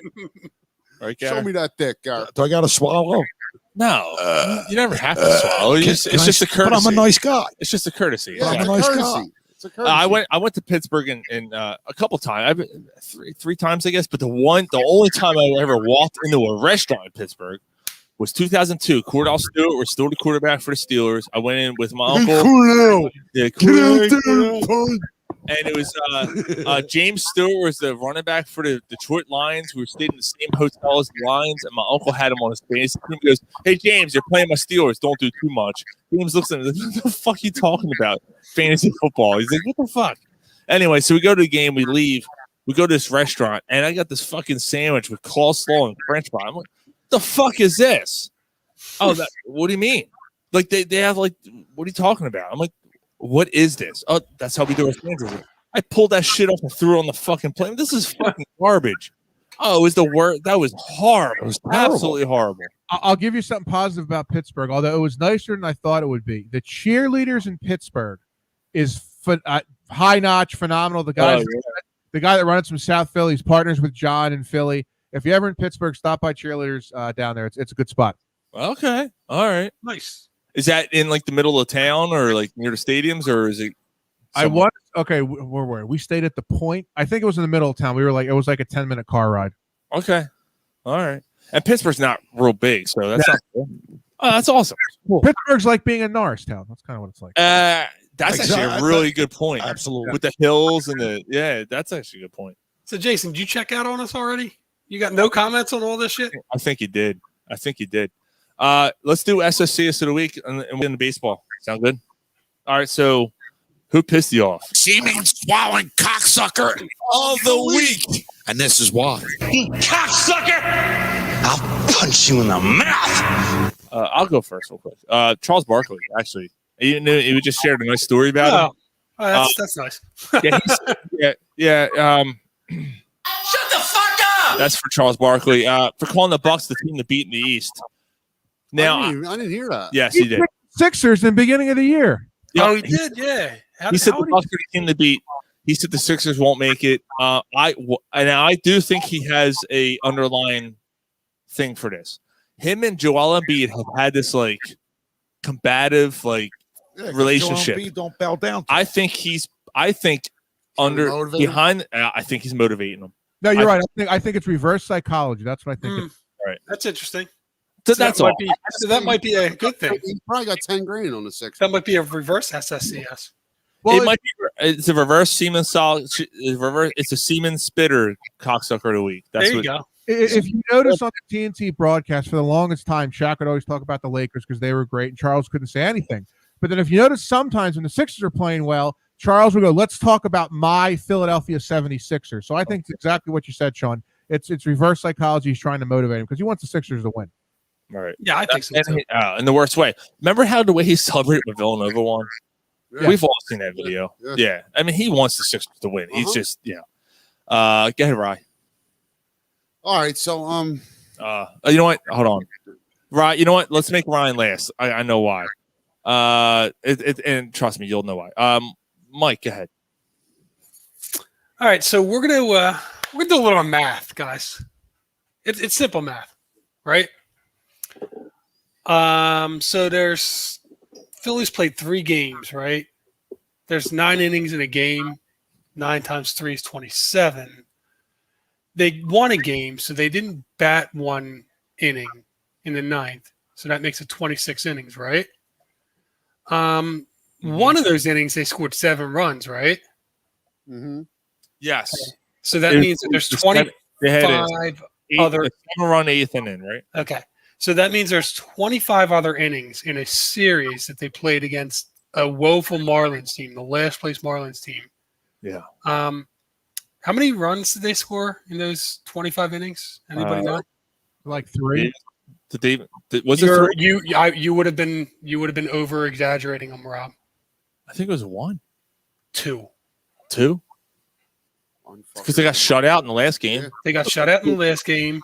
And they scored 2 and they scored 1. They scored 1. They scored 1. Scored 1 in game and 1. 2, Yeah, you're and right. 1 before they and yeah. Yeah, they you're right. scored 2 runs in 25 innings. I get baseball's averages are down. I get the strikeouts. That's I get atrocious. blah, blah, blah, blah, blah. The Phillies offense is my SSCS. That's a good one, man, Mike. I mean, it's a concern for sure. It's almost the same thing as what's been going on. If they don't hit home runs, they don't score. No. Yeah, I mean, you said that. We've been talking about that for 3 years now. The other thing is last year, the Phillies offense actually looked pretty potent. Mhm. Everybody was excited about it. Now this year, we go around, and the pitching's held up okay, like pretty decent. The top 3, Velasquez has had a few games. Now the hitters can't hit. It's Right. like this The team figures out a way to not succeed And that's every year. That's what bad teams do. Yeah. That's like the teams, the good teams figure out ways to succeed, regardless of what's going on. They figure out ways to do it when things aren't going well. The Phillies find ways to be unsuccessful. Yeah, and that's funny. It pisses me off. Like we were just talking about the Sixers. I read a stat earlier. The Sixers are 25-9 this season when games are within 5 points. I watched a lot of those games. I seen that in trend. the last 3 minutes. Wow. That didn't happen last year, by the way.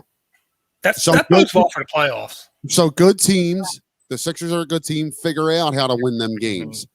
Bad teams, the Phillies, figure out how to just lose hit them. a second home run and no, it's off the fence. I'm sorry.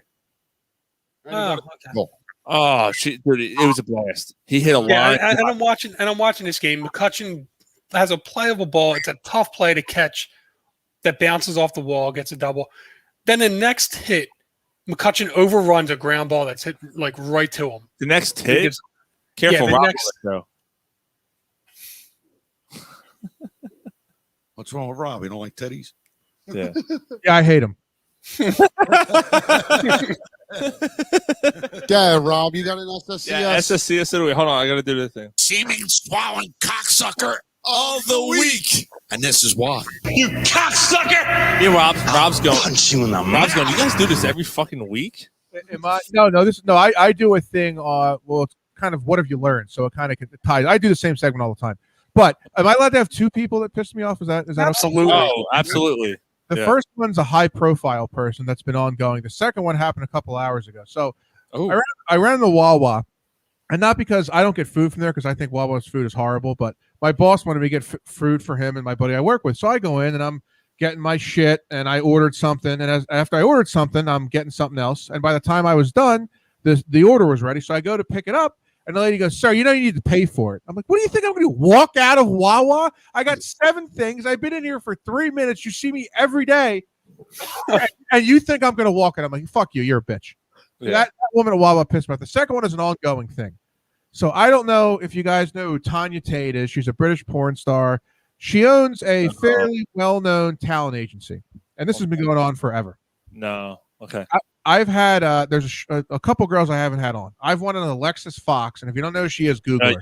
Yes. I've wanted Alexis on forever, and Tanya's her rep. I keep going back and forth on emails with her. I'm like, Tanya, give me your number. Well, I don't want to talk on the phone. Tanya, you know the same people that I do. Let me call you. Well, I don't know. I'm like, you run a business. How do the girls like talk? Like, when someone wants to book somebody, you can't give me your cell phone number, and she keeps being combative, and she won't give the info to Alexis, and I'm just like, I want these people. She doesn't know how to run a business. You won't give me your number. Listen, Tanya, I'm still pissed at you. I don't care. This has been going on forever. Just give me your number so we can have a conversation like consenting adults. And all I want to do is give your client money. That's good, and you'll get a cut of it to come somewhere to do an appearance. It's very hard. It's a 5-minute phone call. Give me your fucking phone number. Sorry. You fat bitch! You fat bitch! She's probably not though, at all. Not. What's her name again? What's the girl you're going for again? The girl that I want on the show, or her rep? The girl you want on the show again? Alexis Fox. So not Alexis Texas. No, although Alexis Texas, Tegan Presley have been on the show live from Club Risque. They're a blast, those two. Nice. Nice. That's awesome. Ryan. Gary doesn't have one? You mean swallowing Yeah. cocksucker of the week. And this is why. You cocksucker! Nobody pissed me I'll off. punch you in the mouth. All right, so today I unfortunately had to go to a funeral. For a good friend of mine. Friend of the show. Yeah, friend of the show. I've known him for about 15 years. So he works for a place that I actually got him the job. I worked there a little over 2 years ago. I got him the job, and then it was literally probably about 6 weeks later I had moved on. But he was still working there, and so I go to the funeral today, and there's one person. I was there for 2 hours. There was one person from that place that showed up to the funeral. I just don't know how you do that. You work with the guy for over 2 years. Get bags. Just when you're out on the road, the kind of job it is, it's an exterminating business. Just stop for 10 minutes and pay your respect. Like I don't understand how that happened. So my semen swallowing cocksucker is everybody from Lethal Pest Solutions who didn't show up to the funeral for Tommy Nichols. Yes, sir. And we're gonna do a little moment of silence for Tommy Nichols. I love you, bro. I'll never forget you, man.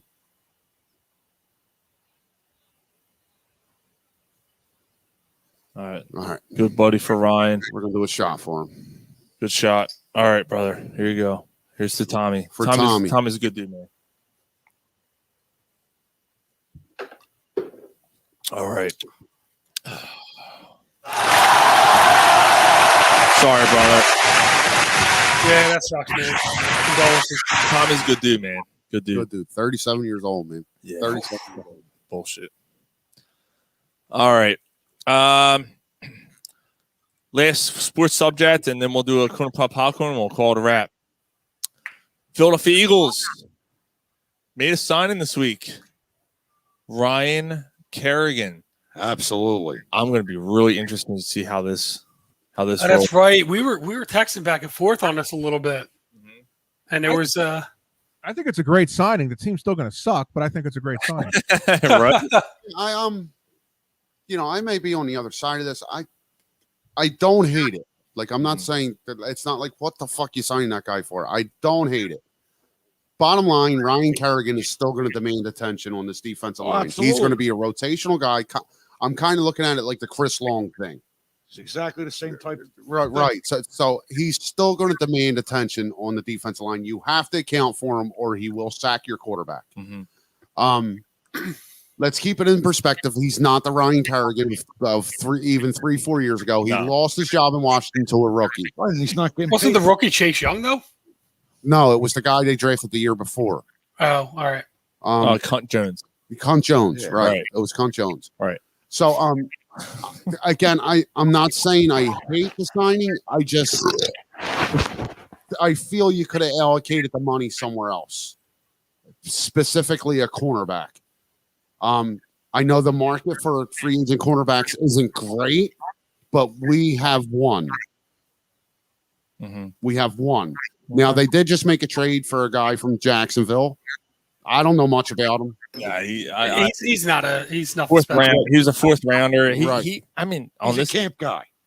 Yeah, I think so. He's a camp guy. So, he might be a little bit more than a camp guy. He'll probably make the team, maybe practice out squad. of default, because they have nobody else. Right.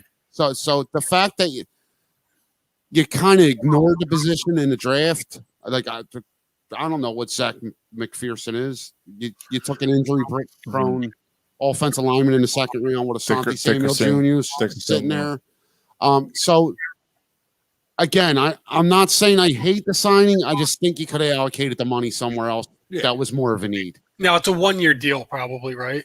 Yeah, I would think so. It's just a tad over $3 million. Look, he had 5.5 sacks the last 2 years where he wasn't starting. 4 of them were against the Eagles. This defensive line, yeah, right.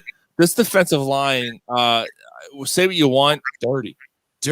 Yeah, but they don't get after the court. They don't get the quarterback. No, so you're adding a guy here.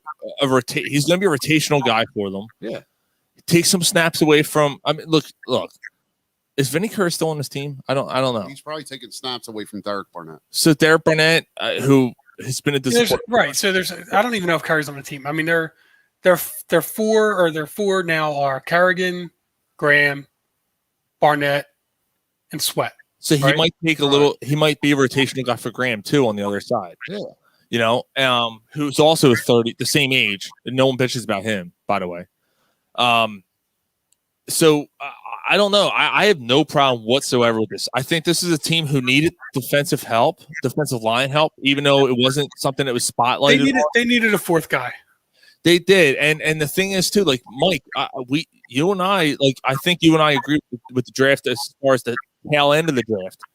They built this team in the trenches, or they're trying to build this team in the trenches, and this was a trench move, like in the trenches move, I should say. It was a gritty move. They're trying to build these lines up to try to dominate the line of scrimmage. I have absolutely no problem with it. I hear what Ryan's saying. I totally agree with him that you have other needs that are more pressing. But looking at this list, so TJ, so we have a group on Facebook, Corner Pub Sports Hangouts. It's a public group. Anyone can join. Anyone can start a conversation. We had someone who's arguing, well, what about the wide receivers? And I gave him a list of wide receivers that are available. I gave him a list of cornerbacks that are available. I said, dude, first of all, the wide receivers that are available aren't any good. And the cornerbacks, Richard Sherman's the top guy. Rashard Breeland is another guy. I would have actually been upset if they signed a free agent wide receiver. And Breeland and Sherman cost you a lot more than what Ryan Kerrigan just cost you. And then he's like, what about the offensive line? Well, the Eagles just signed 3 offensive linemen this week. Yeah, and their offensive line is supposed to be healthy. Granted, it's old, and you have to start moving on. But if the offensive line stays healthy, it's one of the best O-lines in football. Lane Johnson's 100% now. Brandon Brooks. Yeah, but Lane Johnson's 100%, but he's injury prone. Brandon Brooks is getting older. Obviously, you got to replace Kelsey at some point. But you also have Lane Johnson. Honestly, seems like he's starting to break down. Right, and I agree with that. Steroids. Could be. I don't know. So I mean, you got to judge. You got your left tackle between the two of them, between Dillard and Malati. You hope that you got somebody there. Who's right next to him? You got Landon Dickerson. You'll be all right. Well, Landon Dickerson should be a guard or a center. I mean, he's going to be Kelsey's replacement. That's what they drafted him as. He could play anywhere on the line.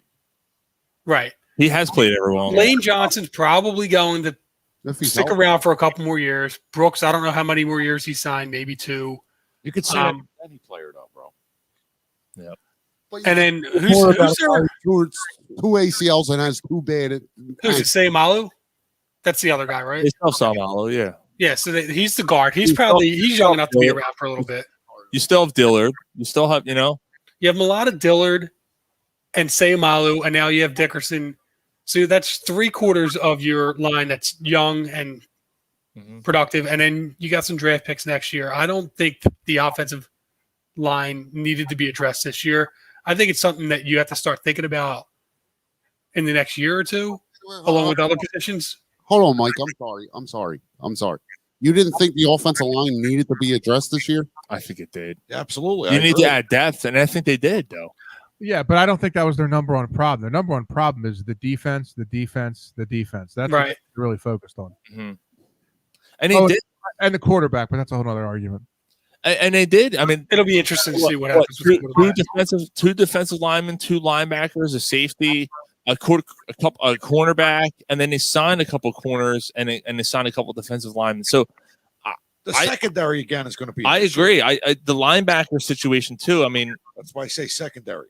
Yeah. So Ryan, to answer your question though, is the line right now, if everyone stays healthy and you got 1, maybe 2 backup guys, I think they're probably okay this year.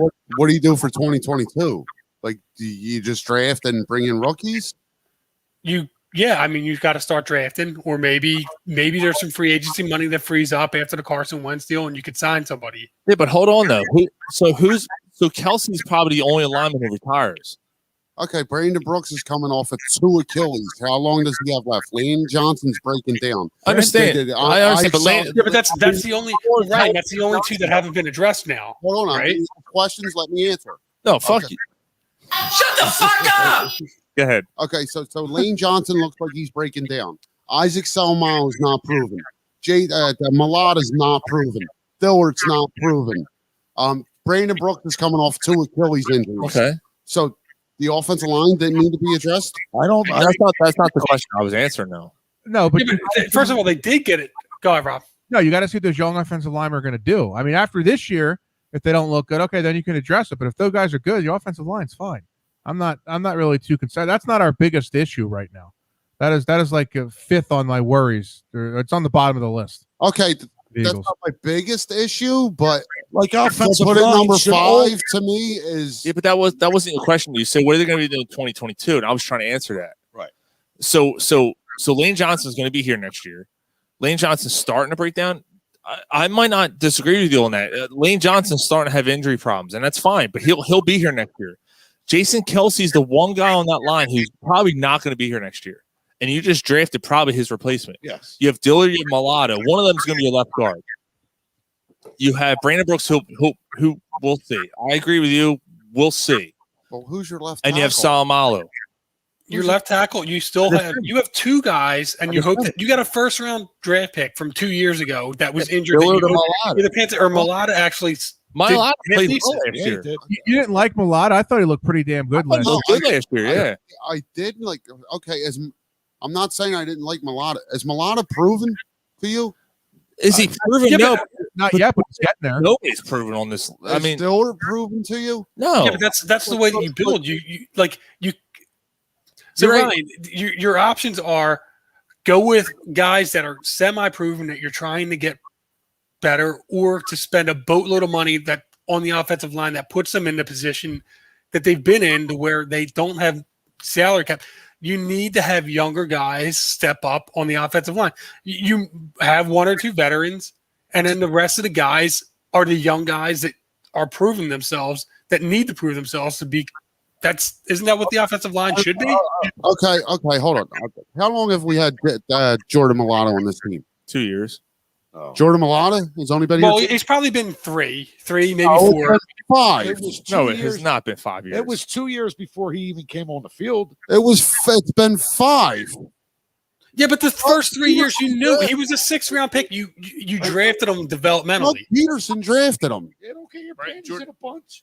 Okay, and Jordan and Doug Peterson was just fired this year. How long has he been here? It's been 5 years.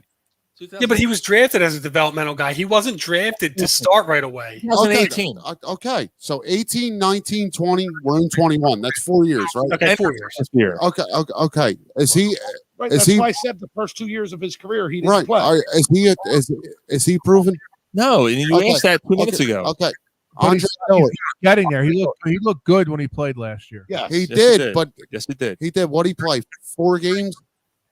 He started almost the whole year. He played a lot He more. did. Malata? Yeah, Malata played a lot last He year. played most of he replaced Brandon Brooks. He was playing in and out. Like he was playing different positions all year long. No, he was playing good, and then Jason Peters was healthy, and they pulled him and put Jason Peters in. And Jason Peters went down again, and he replaced And then he was hurt. Malata. Yes. No, he wasn't hurt. Oh, he was. He missed the last half of the season. No, he didn't. No, he didn't. No, he didn't.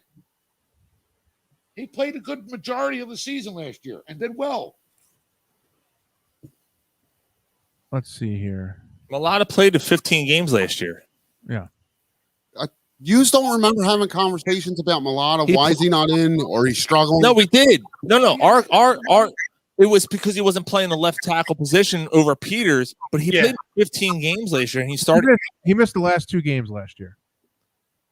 So he. Right. I get what you're. Okay. So I hear what you're saying. So that being said, going into you're getting 2020, confused because going into 2021, if it had to be, you're all right with Jordan Malata being your starting left tackle. I am. I'm fine with it right now. Yeah. he showed. I think he deserves a shot. He can. He has right. the right to I say think between him, I think Dillard and Malata fight it out, and one of them. You hope between the two of them, you have a starting left tackle. He played well last year. Okay, but going into your 5th year, should it be he deserves his shot? 4th year.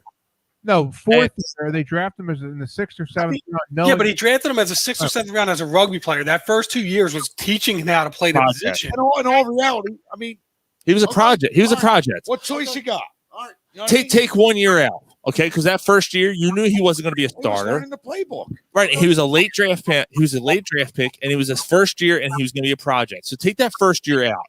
So say 3rd year as a real NFL player, and last year was his 2nd full season as an NFL player.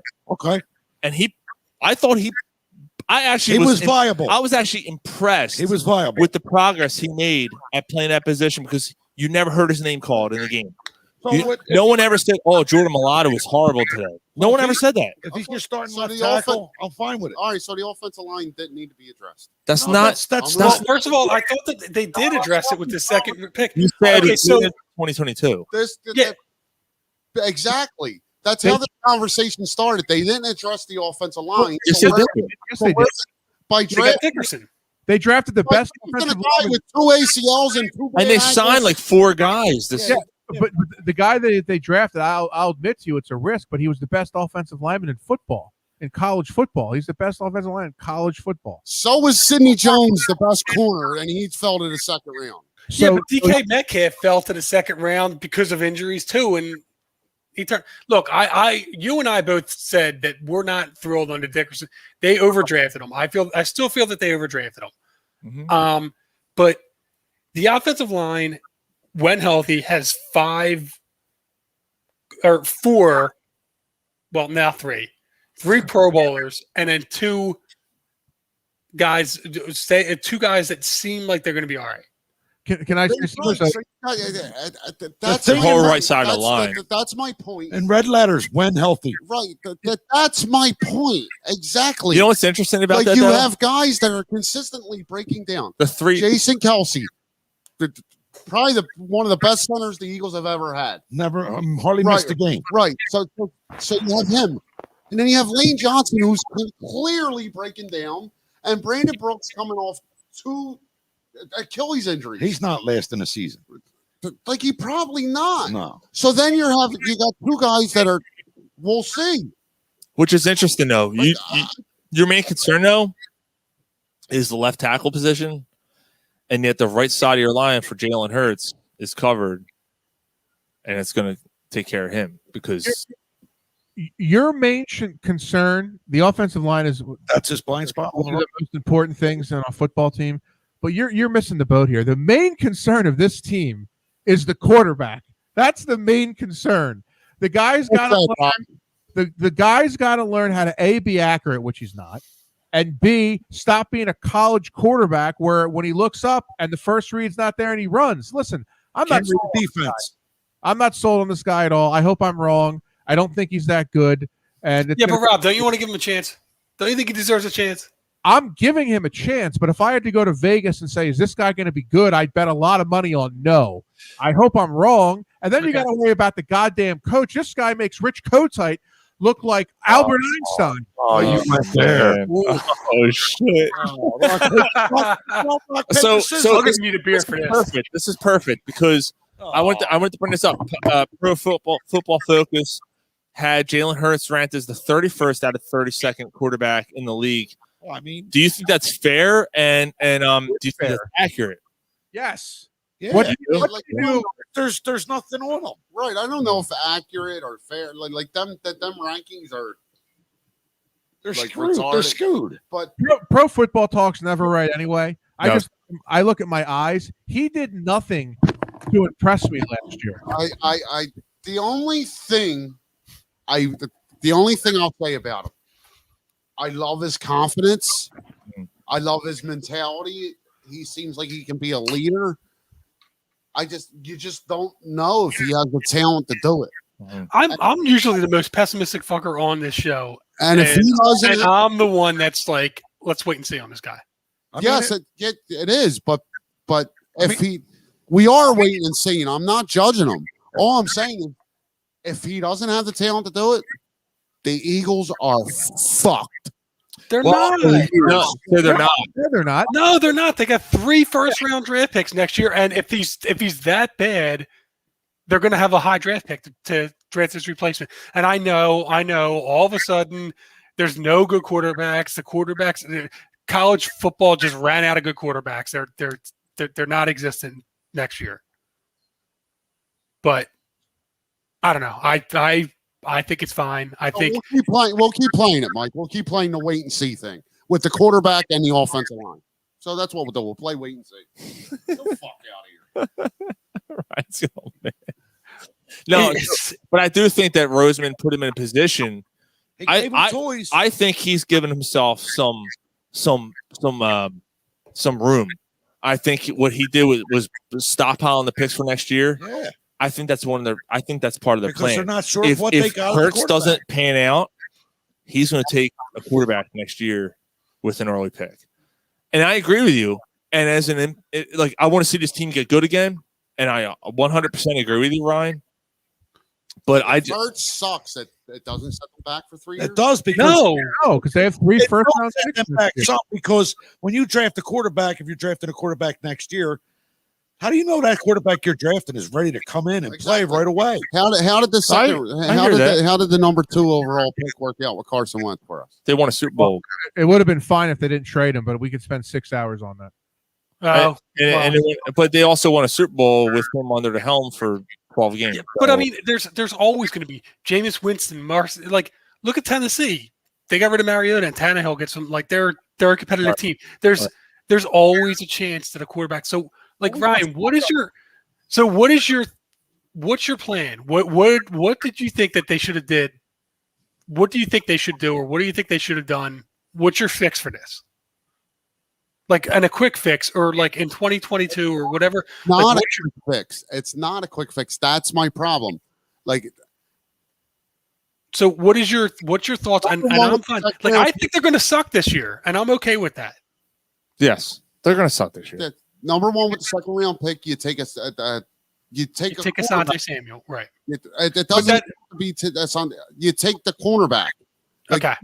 These are serious needs that the Eagles have had for years. Like, it's the same thing over and over and over. And then you address the offensive line. Like, you could have got, if you took Landon Dickerson in the 3rd round, I'd have been cool with it. Right. I agree. But then there was also a linebacker you could have took in the second round. There was a safety as well. Right. So it's they do this every year to you. Every fucking year. Here's also the thing. Like, and I'm looking at this from an outsider perspective, and it's hard for me because I've been, all I know is the Eagles. And if Hurts don't work out, every fucking team does this though. Like every team does this. Every team takes a player. DK Metcalf, and I'm with everybody. Like we should have taken fucking DK Metcalf over JJ Ortega-Whiteside, right? But how many other teams? Is that even a conversation? But how many other teams are talking about the same thing? Right. Oh, we took so and so over fucking DK Metcalf. Oh, we took so and so. Well, you know what, Sean? That's not our team. Right. You know what I mean? I don't care about that. Right. But everyone else has the same conversation we're having right now. Yeah. Everyone else is going. When I look at what this team needed, and what this team needed to do, and looking forward, I'm glad they didn't draft another quarterback early because you took Jalen Hurts in the 2nd round. You have to. What the fuck did Harper just do? Oh, what? Harper just misplayed a ball in right field. This game's over anyway, but that was pathetic. Anyway, that's the way. Like that's the way this game's been going. It's so bad. Harper just completely misplayed this ball, and it just allowed 3 runs to score. He's allowed a mistake, man. Yeah, I'm not gonna. You know what I mean? Fuck him. Yeah, if you're going to make a mistake in an 8-3 game, the top of the night. Yeah, I guess. This is a foul ball. If you lose focus, might as well. Look at this. Fucking routine fly ball, and he fucking drops it. He didn't even drop it. He dropped the ball. He didn't even drop it. He gave up on it. He gave up on it. He's Yeah. afraid to run into the wall. Well, in an 8-3 game. For who? For what? And then the dude who hits it is acting like he fucking did something special. Anyway, you know, I don't know what the fuck I was going to say. Grass in 3 years.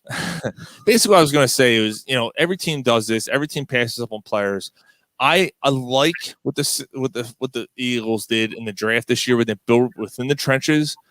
They drafted a couple offensive linemen, signed a couple offensive linemen, drafted a couple defensive linemen, tackles. You know, they haven't drafted a tackle since Elijah Qualls in 2017. Right. That's the first defensive tackle they drafted.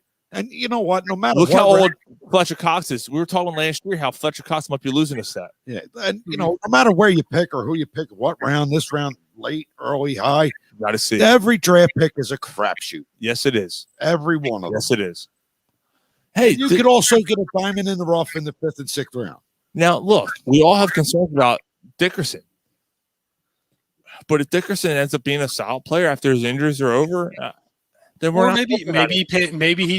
maybe he doesn't pan out, and that's going to suck. And that's why they probably should have. That's why they should have probably taken him in the 3rd round. I totally agree with you, Ryan.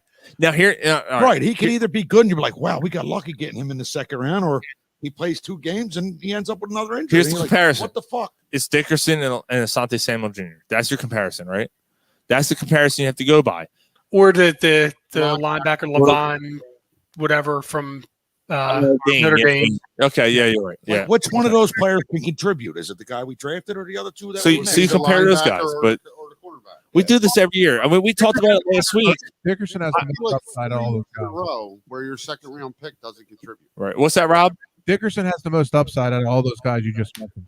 Yeah, and Dickerson would have been the first offensive lineman taken if it wasn't for his injuries. Right.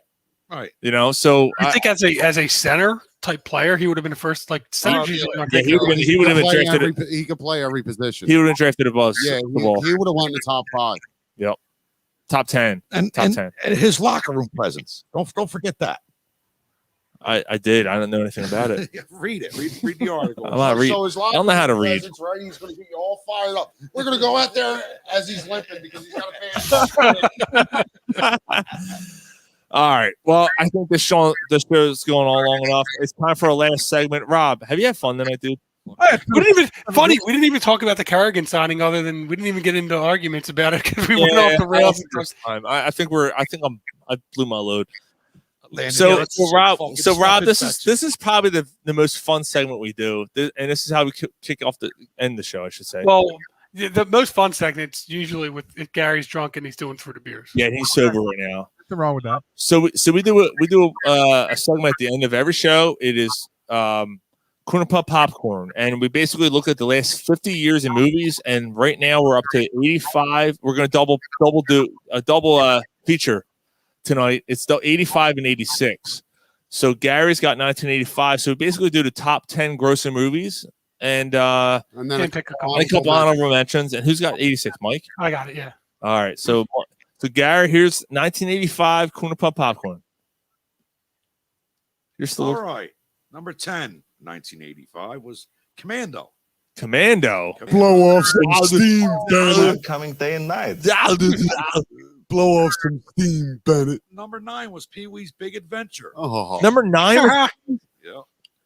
Dude, that first of all, hold on. 85 was that was Tim Burton's first movie too, by the way. Yeah. Oh wow.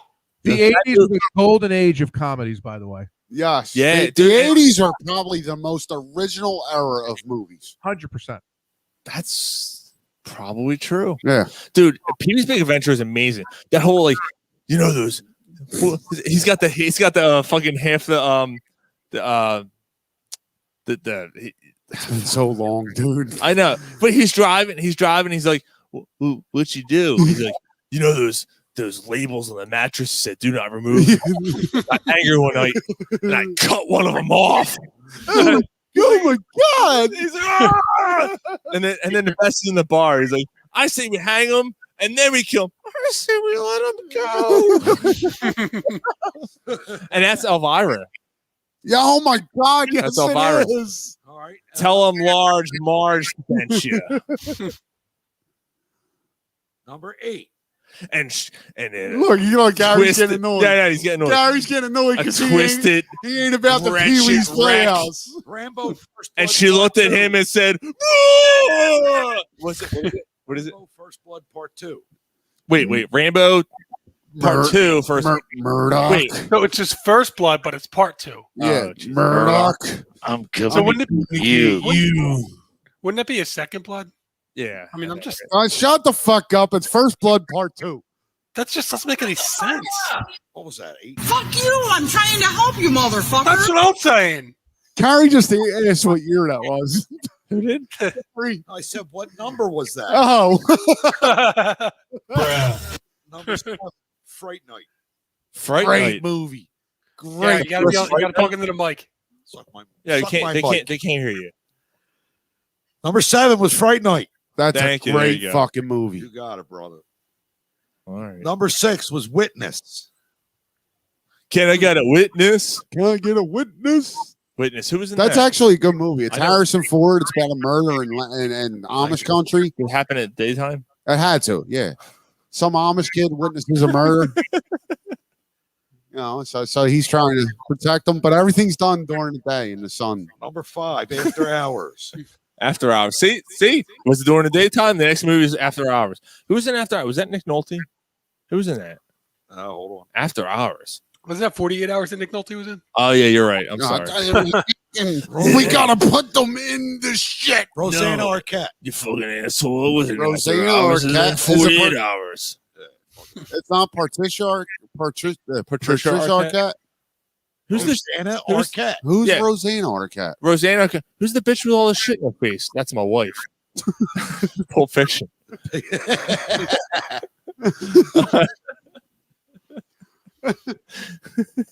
Rob's like, Christ, I thought my show was off the rails. Oh, this is nothing. This is like a normal day at the office.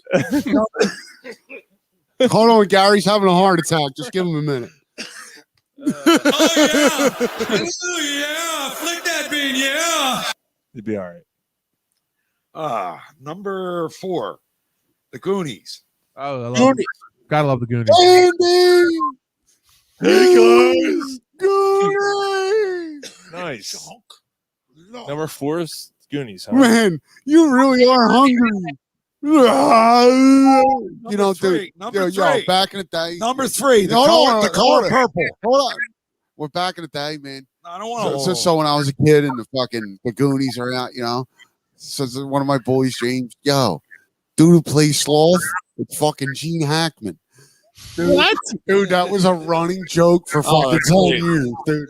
It was we were dying. Oh, fucking, and he swore, it's Gene Hackman for 10 years. Oh, that's great. Number 3, The Color Purple. Color Purple.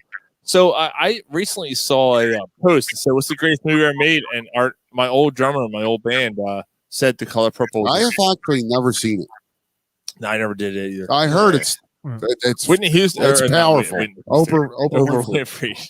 I heard it's Whoopi Goldberg's in it too. I heard it's like very powerful. Whoopi wrote that. Oh, come on now, Whoopi. You know you wrote that. Nigga, I had like Bob.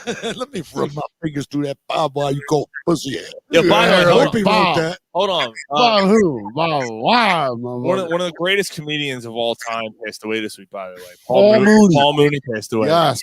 And he did a skit one time on Dave Chappelle show when he was reviewing movies. And one of the women in Gone with the Wind passed away. And he goes, yeah, she died and she was depressed and all this shit, oppressed. And she didn't get any money. But it's okay. She came back as Oprah Winfrey, took everyone's fucking money. Then he had to know he was talking about The Last Samurai. Who the fuck going to make a movie called The Last Samurai starring Tom Cruise? Can I finish this? That means I'm going to make a movie called The Last Can I finish this? starring Tom Hanks. Look at him go all mad. Yeah, he wrote for Richard Pryor. Yeah, he was too. one of Richard Pryor's main writers. Yeah. Number 2, The Breakfast Club. Yeah. Oh, 85 is the Breakfast Club. I gotta be honest, I hated that movie. I don't get the Same appeal. here. Yeah, really? Same here. All I got for my birthday was these cigarette burn. Yeah. Can you describe the ruckus, sir? Really? You guys didn't like that movie? Nope. I thought it was pretty decent. Number 1. Number one in 1985. Hold on, 85. Hold on. Oh, yeah, Ryan got this one. Back to the Future. Gotta get back in time. You know how much money that made? $388.8 million. 80 miles per hour. 1.22 gigawatts. 1.21 gigawatts. 1.21 gigawatts. Hello, McFly. You're a slacker, McFly. First of all, damn, where is that kid? His fucking guitar wasn't plugged in. So you want to hear us down? Here it is. His fucking cord wasn't even plugged in. So get the fuck out of here with that. He was so shaky that it worked. That ain't right. Jesus Christ. I was like, that's where I draw the line. Yeah. It's not right. Whole I know. wobbly and shit. So you're saying You that got he, some honorable mentions? he moves so fast it just He like didn't need a wire. He He just created electricity. electric current through the pickups. That's fucked up. That's not even right. It's funny though. It is funny.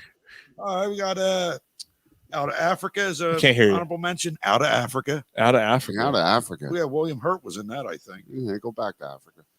I'm not an animal. Robert Redford, Meryl Streep. Can't hear you. What the fuck? I'm right here. Talk in the mic. Garrett, talk into the microphone. He's only been on the show for 4 years. Suck my fucking balls. Did you hear that? Suck my He's never done it sober. That's his problem. He's got to get used to doing it sober. He's never did it sober. Yeah. This might be the first time that Gary's ever been sober on the show. Weird Science. Oh, that's a good one. Yeah, that's a good movie. Mad Max Beyond Thunderdome. Yeah. What number are these movies? I didn't count. I I don't gotta count them. It's all right. It's understood. National Lampoon's European Vacation. Yeah. Oh, really? Reanimator. Dad, I think he's going to put. No, that's regular vacation. The European one. Isn't that when he knocks all them fucking bricks over? Yeah, it is. Smithsonian Yeah, it or is. something? Yeah, he keeps hitting that fucking guy. He keeps hitting that fucking guy. Oh, the guy who took the video. That's okay, Chuck. Yeah, the guy who. He's all busted up. He runs smoke again. You know who that guy is that took the video, who has the camera. It's the guy from Monty Python. Yes, yes, it is. Yeah. Yeah. And then also that his son in that movie sees tits for the first time. There's nudity in that film. I love the 80s was great for just nudity when it wasn't necessary, but it was fantastic. Socks.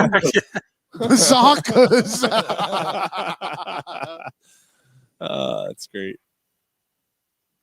I've never seen Hooters before, Robbie. I think you might need to send me some pictures.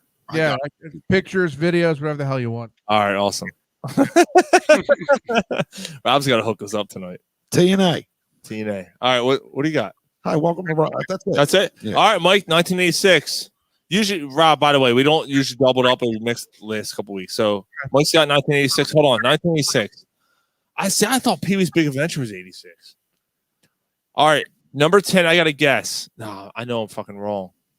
Is Willow in the mix? I hated that fucking movie. Willow? Yeah, I hated that fucking movie, but I don't see it. All right, good. All right. I don't even see it like listed. I don't even know if you have the right year. It might be 87. All right. All right. So number 10. It's off the cuff, dude. What do you want from me? I was fucking 5. I don't know what I was. 5. Down and Out in Beverly Hills. Okay. I never saw that one.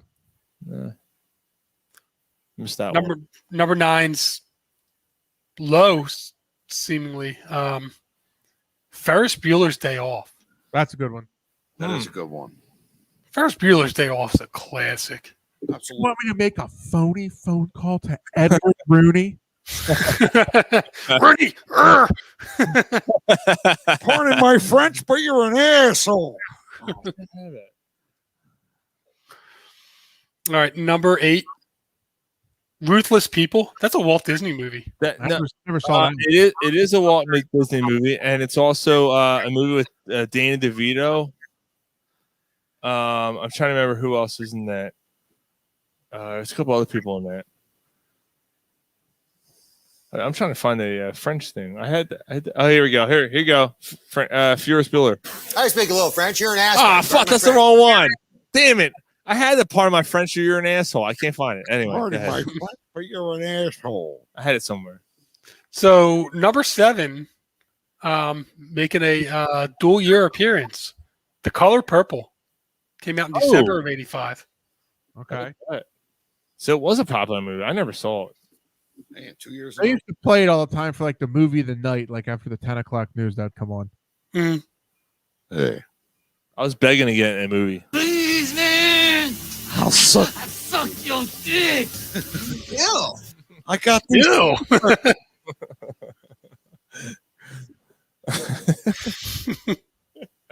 Oh, what do you? All right, number 6, Star Trek 4: The Voyage Home. Ugh. Not bad. Nah. Yeah. I don't like the Star Trek movie. Once Spock died, like that's Yeah. it. Like I'm out. After Con. Yeah, after Khan, yeah, that's it for me. Personally. Number 5, Aliens. Ooh. All right. Aliens and T2 and Dark Knight and Best sequels? Godfather 2. Name me 4 better sequels than those 4. I Another 48 Hours isn't bad. Raiders Temple of Doom. I hated Temple of Doom. I thought that was the worst one out of all the movies. Okay. So that one doesn't. All right. So Clerks 2 isn't bad for a sequel. you know what, dude? Clerks was really good, though. Clerks is such a cult classic. I Oh, take no, I'm saying Clerks Clerks is 2 over. but as far as a sequel, Yeah, Clerks 2 over Clerks 1. I take that. I agree with you, Rob. Yeah. What about Rocky 2? None of the Rocky movies? Don't look at me like that. No, Rocky 2 is not better than Rocky 1. No, you're right. No, Rocky 2 was not better than Rocky No, 1. actually, Clerks 2 is. I like Clerks 2 better than Clerks 2 or Clerks 1. oh no, I'm just saying that Clerks 2 was a good sequel. Clerks, I think, is one of my favorite movies of all time. Like, it just, I can watch it over and over again. But my question was sequels that are better than original. That's tough. Godfather 2 is better than Godfather 1. T2 is better than Terminator 1. Dark Knight was better than Batman Begins. And what was my other one? And the one you just said. Well, you said the Clerks 2, right? No, the one you just announced. Oh, Aliens, yeah. Aliens is better than Alien 1. Alien. My opinion. Those are the 4 sequels to me that are better than the originals. That's my opinion. I'm sorry. What? We're talking Sequels that are better than the original. The Dark Knight. He just showed up too, buddy. He's just taking a cigarette. Terminator 2. Terminator 2, definitely. Godfather 2. Definitely. Aliens. Never seen them. Oh, you never saw any Aliens? No. Oh, dude, you gotta fucking watch Aliens. Aliens, the second one. Ooh, never seen any of them. So, Security Weaver was in that first one. Another sequel that's better than 3 hours tonight, boys. Usually, Rob. Usually do Men in Black 2. Police Academy 2. More than Police Academy 1. Titanic. The Police Academy 2. Titanic Part 2. The Revenge. The Revenge. Nothing was better than watching. Can someone get me a beer? I might have shit my pants. I don't want to stand up. Jaws 2. Yeah, maybe. I'm not sure. I'm not The sure. Revenge. Jaws 2, The Revenge. I'm not Jaws sure. 2. No. His pants. No. Jaws 1 was. Dude, I, Jaws 1 was a I like classic. Revenge of the Nerds better than the original Nerds. That's a good one. Yeah, it's not a bad one. Aaron Noel is now 3 and 4. Me personally, The Hangover Ace. was. I thought the second Hangover was better than the first one. No. I Hangover 2 was good, but I don't know about better. thought it than was first. better than the first one. Phillies had as many errors as they had runs. That's good. Lord. Nice. It's the ongoing trend in baseball. All right, ready? Number 4. All right. Back to School. Oh, I love that. Yes. That's a good movie. The best part of that movie is when he's in economics class and the teacher's sitting there trying to explain about how to build a company. He goes, whoa, you got it all wrong. And he's running through everything. He's like, I don't know if you know who runs concrete, but I can assure you it's not the Boy Scouts. And the Teamsters to get something done, well, you're going to have to rub some palms if you want to get those permits done. He just loses his mind and yells at him. He's like, now, what's he start talking? He says something like, where's this being built? He's like, I don't know. It's a fictional town. It doesn't matter. He's like, how about Fantasyland? or Sam Kinison losing his mind as the history teacher. Oh, I forgot about him being in that. Oh my God. Oh, thank you, Mr. Helper. And he yells back at him. It's great. Okay, since we're on the Rodney Dave Dangerfield- Peterson just said Men in Black 2. I disagree. The first one was better. Men in Black 2 was good though. Yeah, it was good, but What I about thought the first what about the fucking instant classic Caddyshack 2? I'm kidding. I'm kidding. Nah. That was the fucking worst. Yeah, that was terrible. I'm kidding. There's another sequel at number 3. But on the Rodney Dangerfield thing, I don't know. This may be an unpopular opinion, but I think one of his best was Ladybugs. It was good. Ladybugs was funny. Holy crap! I got a lot of balls. All I know is I got a lot of balls. Yeah. And then when he's telling the bartender, I dressed my girlfriend's kid up like a girl and talked him into playing with me. Get the fuck out! And they throw me out. Do you know the story when he got the Caddyshack role? If you watch on, I think is it Netflix? Maybe they do like a whole thing on how the movie was made. When he came in for his first meeting with the producer, he sits down and he just starts doing lines of coke.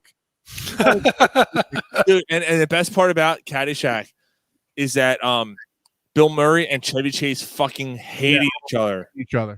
Hate each other. So like some of the outtakes when they're riding from one set to another, Bill Murray, I think it was Bill Murray would be riding the golf cart and fucking like do quick turns and shit to knock Chevy Chase off and fucking knock him off and keep riding. They fucking hate each other. So that one scene about the Kentucky bluegrass was completely ad-libbed. Yep. It was just like, no, they can't work together, and we just got to see what we can come up with. And they just filmed it. Well, Bill Murray was supposed to be a bit part in that film. And I think after that scene, they started writing more stuff for him. And that's awesome. He's amazing in that movie. You got to. There's a thing about Bill Murray where it just follow him around. He just shows up at random places and parties with people. It's I pretty saw fun. that. That's awesome. It's all like, is this true or not? Like, oh yeah, he showed up at my apartment and the band was playing. And he played saxophone or whatever the fuck it was. Like, that was a great show. Yeah. What was it? The Legend of Bill Murray or something like that, right? Yeah. That was a great documentary. Yeah. I just want to smoke. Yeah, that was awesome. All right, so what do you got? Number 4, Mike? Number 3. Another sequel. Probably not better than the first. The Karate Kid Part 2. Yeah, it wasn't good. It wasn't good. That was number 3 overall that year for me. It wasn't good. Rob, you're talking to a Karate Kid fan. It's definitely not better than the fuck up. Definitely not better than the first one, but I like it. Yeah, it's fine. Just didn't move me. Basically, what Rob is saying is To be fair. to be fair, he said he didn't like it. All right, what's number 2? Danielson, this is not tournament. This is for real. Number 2, Crocodile Dundee. Oh, that is great. The first one? Yeah. That's not a knife. This is a knife. Next time it's gonna be shit on my dick instead of my knife. Two great scenes in that film. You just said the knife one. The one when his limo driver, he looks at him. He's like, "What tribe are you from?" Because he's black, and all the people from Australia are black. And he looks at him like, "What are you doing asking me that?" And then later in the movie, he rips off the spoiler and throws it. And he goes, "I knew you were tribal." He's like, "Harlem Warlords." And then the other great scene is when he walks into the biker bar because he's got to get the guys to help him. He's like, "My man tells me that you guys are the biggest, baddest gang in New York." He's like, "Yeah, man." He's like, "What did you guys do last night?" He's like, "Man, we didn't do nothing. We were here all night." He's like, "Okay." He's like, "You either can tell someone what you do last night, and you can say you just stood around, you were here all night, or you can say we went out with this crazy man out in the Hamptons and we helped him storm a fortress." Idea. And he's like, "What do you think the odds are of getting out of here with your jacket?" And he throws the knife against the wall. I love that goddamn movie. People can't watch movies with me because I talk the whole time. I'm the same way, Rob. I'm the same way. Yeah, dude, we get along well. Like if I know a movie, like I don't just know it, like I know it word for word. Like every Thanksgiving Eve, I'm watching Plane, Trains, and Automobiles. I'm just oh my God. Nice. You're going the wrong. What does he know what we're going on? He's drunk. Or if I'm watching, by the way, the Phillies are back below 500 now. If I'm watching Seinfeld, Losing 3 straight. Oh yeah, Seinfeld, dude. I could do a whole podcast with you. We should do a whole show as a low talker. If there was no, we should do a whole show as the close talker. Well, let me get through Gary because he was a fucking talking to Mike. Judge Reinhold's like, "So where are you folks staying tonight?" He's all up in her face.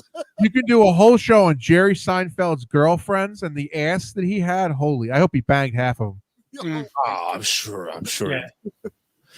Why is it that you squeal when you come? Absolutely, and we should do the close talker with Gary, so that way he's in the microphone of the fucking show. Yeah, that would work. What's his face? The dude who plays How about I just Family Guy. don't come no more? And You Family gotta Guy when worry he about paints what his the fuck. face. The fuck's his name? Oh, Yeah, you know what I'm talking about.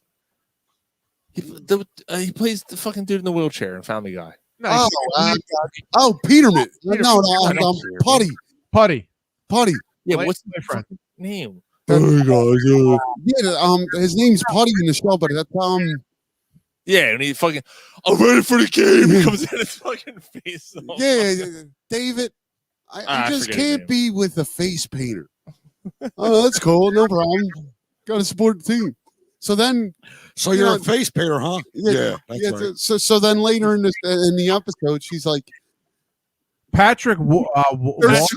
yeah, that's That's it. it. Well So they're done. sitting Well there. done. So they're sitting there, and he's eating dip, and he's like, "Why can't dip be like a meal? Why is it only like a snack? I don't understand things like that. You know what I mean? I'll be back. We'll make out." I loved any time Elaine was in a leotard. It did it for me every time. Oh, totally, dude. I was obsessed with fucking Elaine when that show was on. Take clothes off, baby. Yo, she fucked every dude she dated, though. Good for her. Yeah, right. And you know what they said to her? Get this through your head, you Jew motherfucker, you. Two hottest girls he had besides Elaine. That sucks in Joel's, and I'm going to tear your asshole up.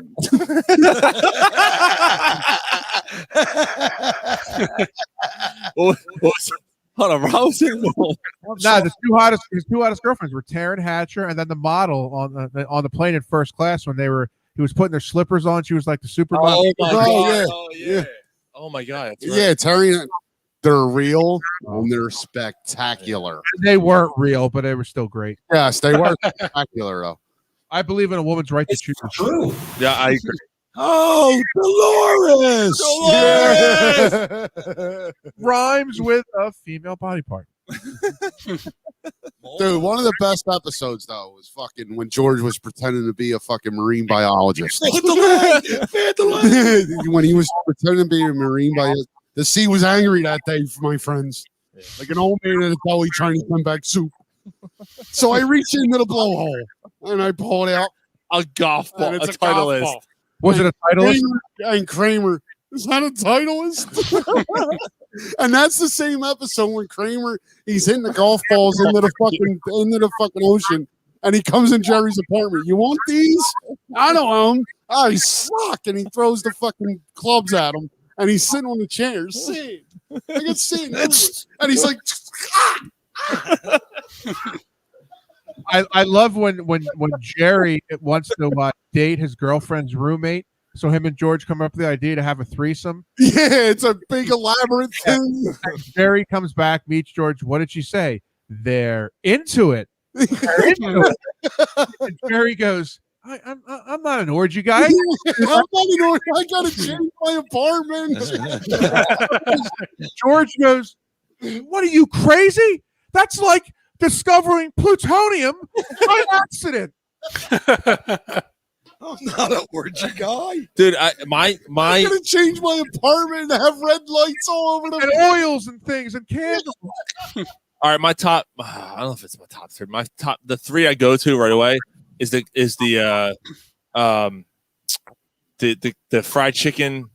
Oh yeah, when the Jerry Kenny acts Rogers, like Kramer, the Kenny Rogers one, the sign in his apartment window, yeah, and Jerry acts like out. Kramer, and Kramer acts like Jerry. And that was great. You see the sauce all over his face, and the light goes out. Kenny, yeah, he's sitting on like the second is the Ugly Baby and the It Shrunk episode. That's the same episode, right? I was in the wall. And the first is the contest. The contest is good. I love the fatigues with Frank, and Frank was the cook during the Korean War. That's fucking hilarious. That's great. He's like, Ichi now Korea, 1945. Oh my God! Oh my Before he God! starts talking, he pours the Hennigans because he's got to drink the whiskey because it's so hard for him to talk about it. But if you have the DVDs of Seinfeld, which are great, and before each episode, there's a 10-minute thing how they came up with the idea, and almost all those ideas happened to the guys that wrote it. Like they had it on, like the contest was real, the Kenny Rogers things, it really happened. Oh my All God! that shit really happened. That's awesome. That's awesome. Yeah. That's great. Well, fucking, what's the? I mean, if you're asking me my top three, like the contest is in there. That might not be my top three. The one where Kramer turns his apartment into a smoking lounge. That one's good. Or he turns it into the Merv Griffin show. Yeah. George. But when he turns it into the smoking lounge, and then he's in Jerry's apartment, and his teeth are all brown. Yeah. He's like, your face is all craggly. Your teeth are all brown. He looks in the toaster, and he's like, look away. I'm hideous. Yo, take a look at this man. He's hideous. Yeah. Who told you put the bomb on? Nobody told you put the bomb on. Nobody knows what a bomb can do. Yeah, and then that one might be another seat that they're all popping in. I can't make a top three, but the one when Kramer, I made a deal. What do you mean made a deal? What we get? And Kramer's the fucking Marlboro man on the fucking horse at Times Square. It's going down the street. One of my favorites is Newman when he's driving the mail truck and the lights on fire. The humanity. That's when Jerry got his car stolen. They had he's talking with the guy in the car. Oh, they had John F. Kennedy's Jr.'s John Kennedy's golf clubs, and that's what he was tossing out of the Beamer. Oh, and then another one is fucking when Putty's the car salesman, and Jerry thinks he's getting hosed, and he's like, "Yeah, copier had a paper jam. I fixed it. High five." High five. Yeah, well, that's also when George does the candy bar lineup because someone yeah, because the fucking vending machine robbed him. Candy bars. Oh, we can go on and on about that shit. That's the best sitcom ever. It is. I love it. And if someone doesn't like Seinfeld, I don't trust them. That's a good point, Rob. There's something wrong, man. Something wrong. Someone goes, Seinfeld's not funny. I'm like, I can't be friends with you. Can't do it. I may have seen every single episode at least 10 times. Oh, yeah. I got them all on DVD. So if I need to pass time for several hours, I just pop them in. It never gets old. No, it still holds up. It would come back today and be the number one show on television. Definitely. Hands down. Did our host disappear? He did. But we should probably do number one. We haven't even finished. Yeah, we haven't even finished. We still have number one to go over. We went on. Somehow Crocodile Dundee became Jerry Seinfeld. Sorry. My fault. Nah, that's the way that the show goes. It's off the rails. That's Corner Pub Sports, Rob. Yeah. I got you. What's number one, Mike? Number one is Top Gun. Oh, greatest soundtrack of all time. Hands down. No way. Yes. No way. You're out of here. Yeah, there's a lot better ones. Oh, like the first one that popped in my head, bro. The Crow's really good. Oh, Dazed and Confused is really good. When you would buy a stereo, okay, for your house, if Top Gun didn't sound good in the stereo, you didn't buy the surround sound system. You just didn't. You didn't do it. That soundtrack all the way through was good. Dazed and Confused they're I don't know, they're older songs that are in that soundtrack. The Crow? The Crow's really good. The Crow did nothing for me. Really? How old are you? Wow. 39. Did nothing for me. Really? Yeah, I didn't do anything for me. I love the Crow soundtrack. Yeah, that soundtrack's oh my god, it's so Queen of the Damned. Well, screw you guys. Yeah, I gotta disagree with you there, man. That's okay. Highway to the danger zone. Yeah. All right, ready? So some honorable mentions. I don't even have that many of them.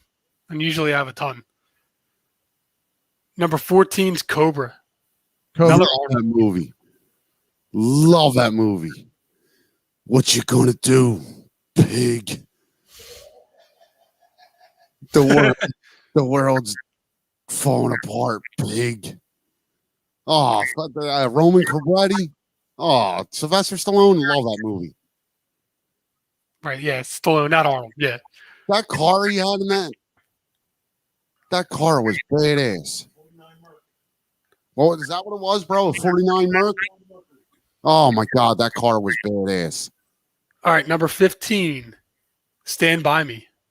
That's a good one. I like Stand By Me a lot. Great movie. Mm-hmm. River Phoenix, man. All right, that's all we got. I mean, okay. Number 16, He killed himself. The Color of Money. Is that the Paul Newman and Tom Cruise about pool? Yeah, the pool. Yeah. Yeah, that's a good movie. Yeah. Number 17, Police Academy 3. Oh yeah, I love all. Police Academy was good up until about 5, and then it was 6. Then it really hit the shitter. Which one is 3? 3 is That's Citizens on Patrol. Yeah, no, 4 Citizens. It's back in something. Hold on, 1, 2. Back in T. Oh, no. 3 is with the 2 police academies, and the regatta all the people get held hostage in the regatta. Oh, okay, yeah. Yeah, when what's his name eats all the shrimp and they set him up with the hooker. I knew way too much about Police Academy. I always had a thing for Callahan. They're good though. Like most of them hold up. First ever movie appearance for David Spade in Police Academy. Oh, shit! That's not skateboarding. This is skateboarding. Yeah, wow, that is David Spade. Yes, it is. I got too much useless information. All right, so we're jumping down to number 26, The Fly. I don't think I ever saw The Fly. You never see? Oh my God, that's so good. That's Gina Davis and Jeff Goldblum. Yep. The original was terrible, honestly. But the remake, that movie was great. Jeff Goldblum was unbelievable in that, honestly. Yeah, that was good. Number 27, The Money Pit. Money Pit was okay. Yeah, that's Tom Cruise Hanks with the house. Tom Hanks. Yeah, Tom Hanks. Sorry, not Tom Cruise. Yeah, Tom Hanks. The Money Pit. Oh, the Money Pit. Yeah, when he's going up the steps and the steps just collapse. That's fucking clear. And then the part when he's standing on the rug upstairs and he just falls through the floor and all he can do is laugh. He's like, dude, that's great. All right, 2 more. All right. Number 46, Friday the 13th, Part 6, Jason's Revenge. I don't even know which one that is. Wait, that Part 6 in 1986 already? So, yeah, the movie came out, the first one came out in 80. Yeah. They came out with one every year, I guess. Well, they were making one every year. So 86. So 8. By the way, Part 6 is Oh no, that's Part 5. What was that? What's Part 6 called? Jason's Revenge, is it, or it's number? I'm trying to remember because it wasn't really Jason. It was that it was one. Tommy. What the fuck was his name? Yeah, Tommy something, and he was Jason. And then you find out and then the movie it was the wrong. Like it wasn't really Jason. Yeah, that one was horrible. And then 7 started. 7 was a new chapter, which was actually a pretty cool one. Yeah, 7 was all right, but like the 6 was terrible. Mm-hmm. And then 7 was all right, but after that, it was like, all right, stop. Yeah. Yeah, after the 7th one, you're like, I had enough. Jason goes to New York. 7th one. Space. yeah. Yeah. But 7 was the first one where like well, we'll probably get to 7 in a couple of years, in a year or two, or a week or two, I should say, when we do 87 or 88. But the New Blood I liked a lot. I thought that was pretty cool. She had like telekinetic powers, and like he fucking bust the mask off his face, and you see his fucking mask off, his face all fucked up. I was done with it at that point. Yeah. All right. So the last one, number 97. I'm surprised it was this low. It did come out in November though. Hoosiers. Oh, that's a great. That's 86. Yeah, November of 86. Oh shit! Dustin Hoffman is the drunken father. By the way, Dave Peterson said when Kramer spit on Oh, wait. Sheffield. Oh, Sheffield, yeah. Did you guys mention that already? No. It wasn't Sheffield. It was No, it was Keith Hernandez. Keith Hernandez when they did the Zapruder film of him. Yeah, it was Keith Hernandez. Yeah. So let me explain here, as I have heard this story a few times. This is one magic loogie. And it spun in midair, mind you. Yeah, it spun in midair. When fucking George made the team go in all cotton pants. Was that the one where it was supposed to be like the magic bullet and it was like back into the left? Exactly. Yeah. Yeah, the first game in cotton pants, they played great. They had a couple home runs, and then they all start ripping. Oh man. Remember when George is looking for a black friend and he calls the exterminator that exterminated Jerry's apartment because Newman left a Klondike wrapper in Jerry's couch? Oh, Poppy, no! I am going to prepare the meal for you and my Audrey personally. Jerry's like, no. Now I'm gonna have to go watch Seinfeld after this. I know, right? He's fucking Rob. I'm like, Rob's like, how long's your show? I'm like, 8:15 to 10:15, 2 hours. I said, you can stay as little as long as you want. Fucking 3 hours. When did we ever end it at 10:15? We used to do 3 hours, then I cut it down to an hour. Unless it's fun, then I go more than an hour. Yeah. Well, usually, no. Honestly, we've been doing okay. We've been about the 2 hour mark the last couple weeks, and then tonight's sometimes. But this is actually, Rob. This is the second week that we're actually back live in the studio after COVID. So, like, this is the second time in 14 months that we're live in studio. Yeah, I was essential. I kept doing it. Yeah. Have people show up. Yeah, I was. Yeah, I was a little more. I don't know. I hear you. What we had to do to pussified.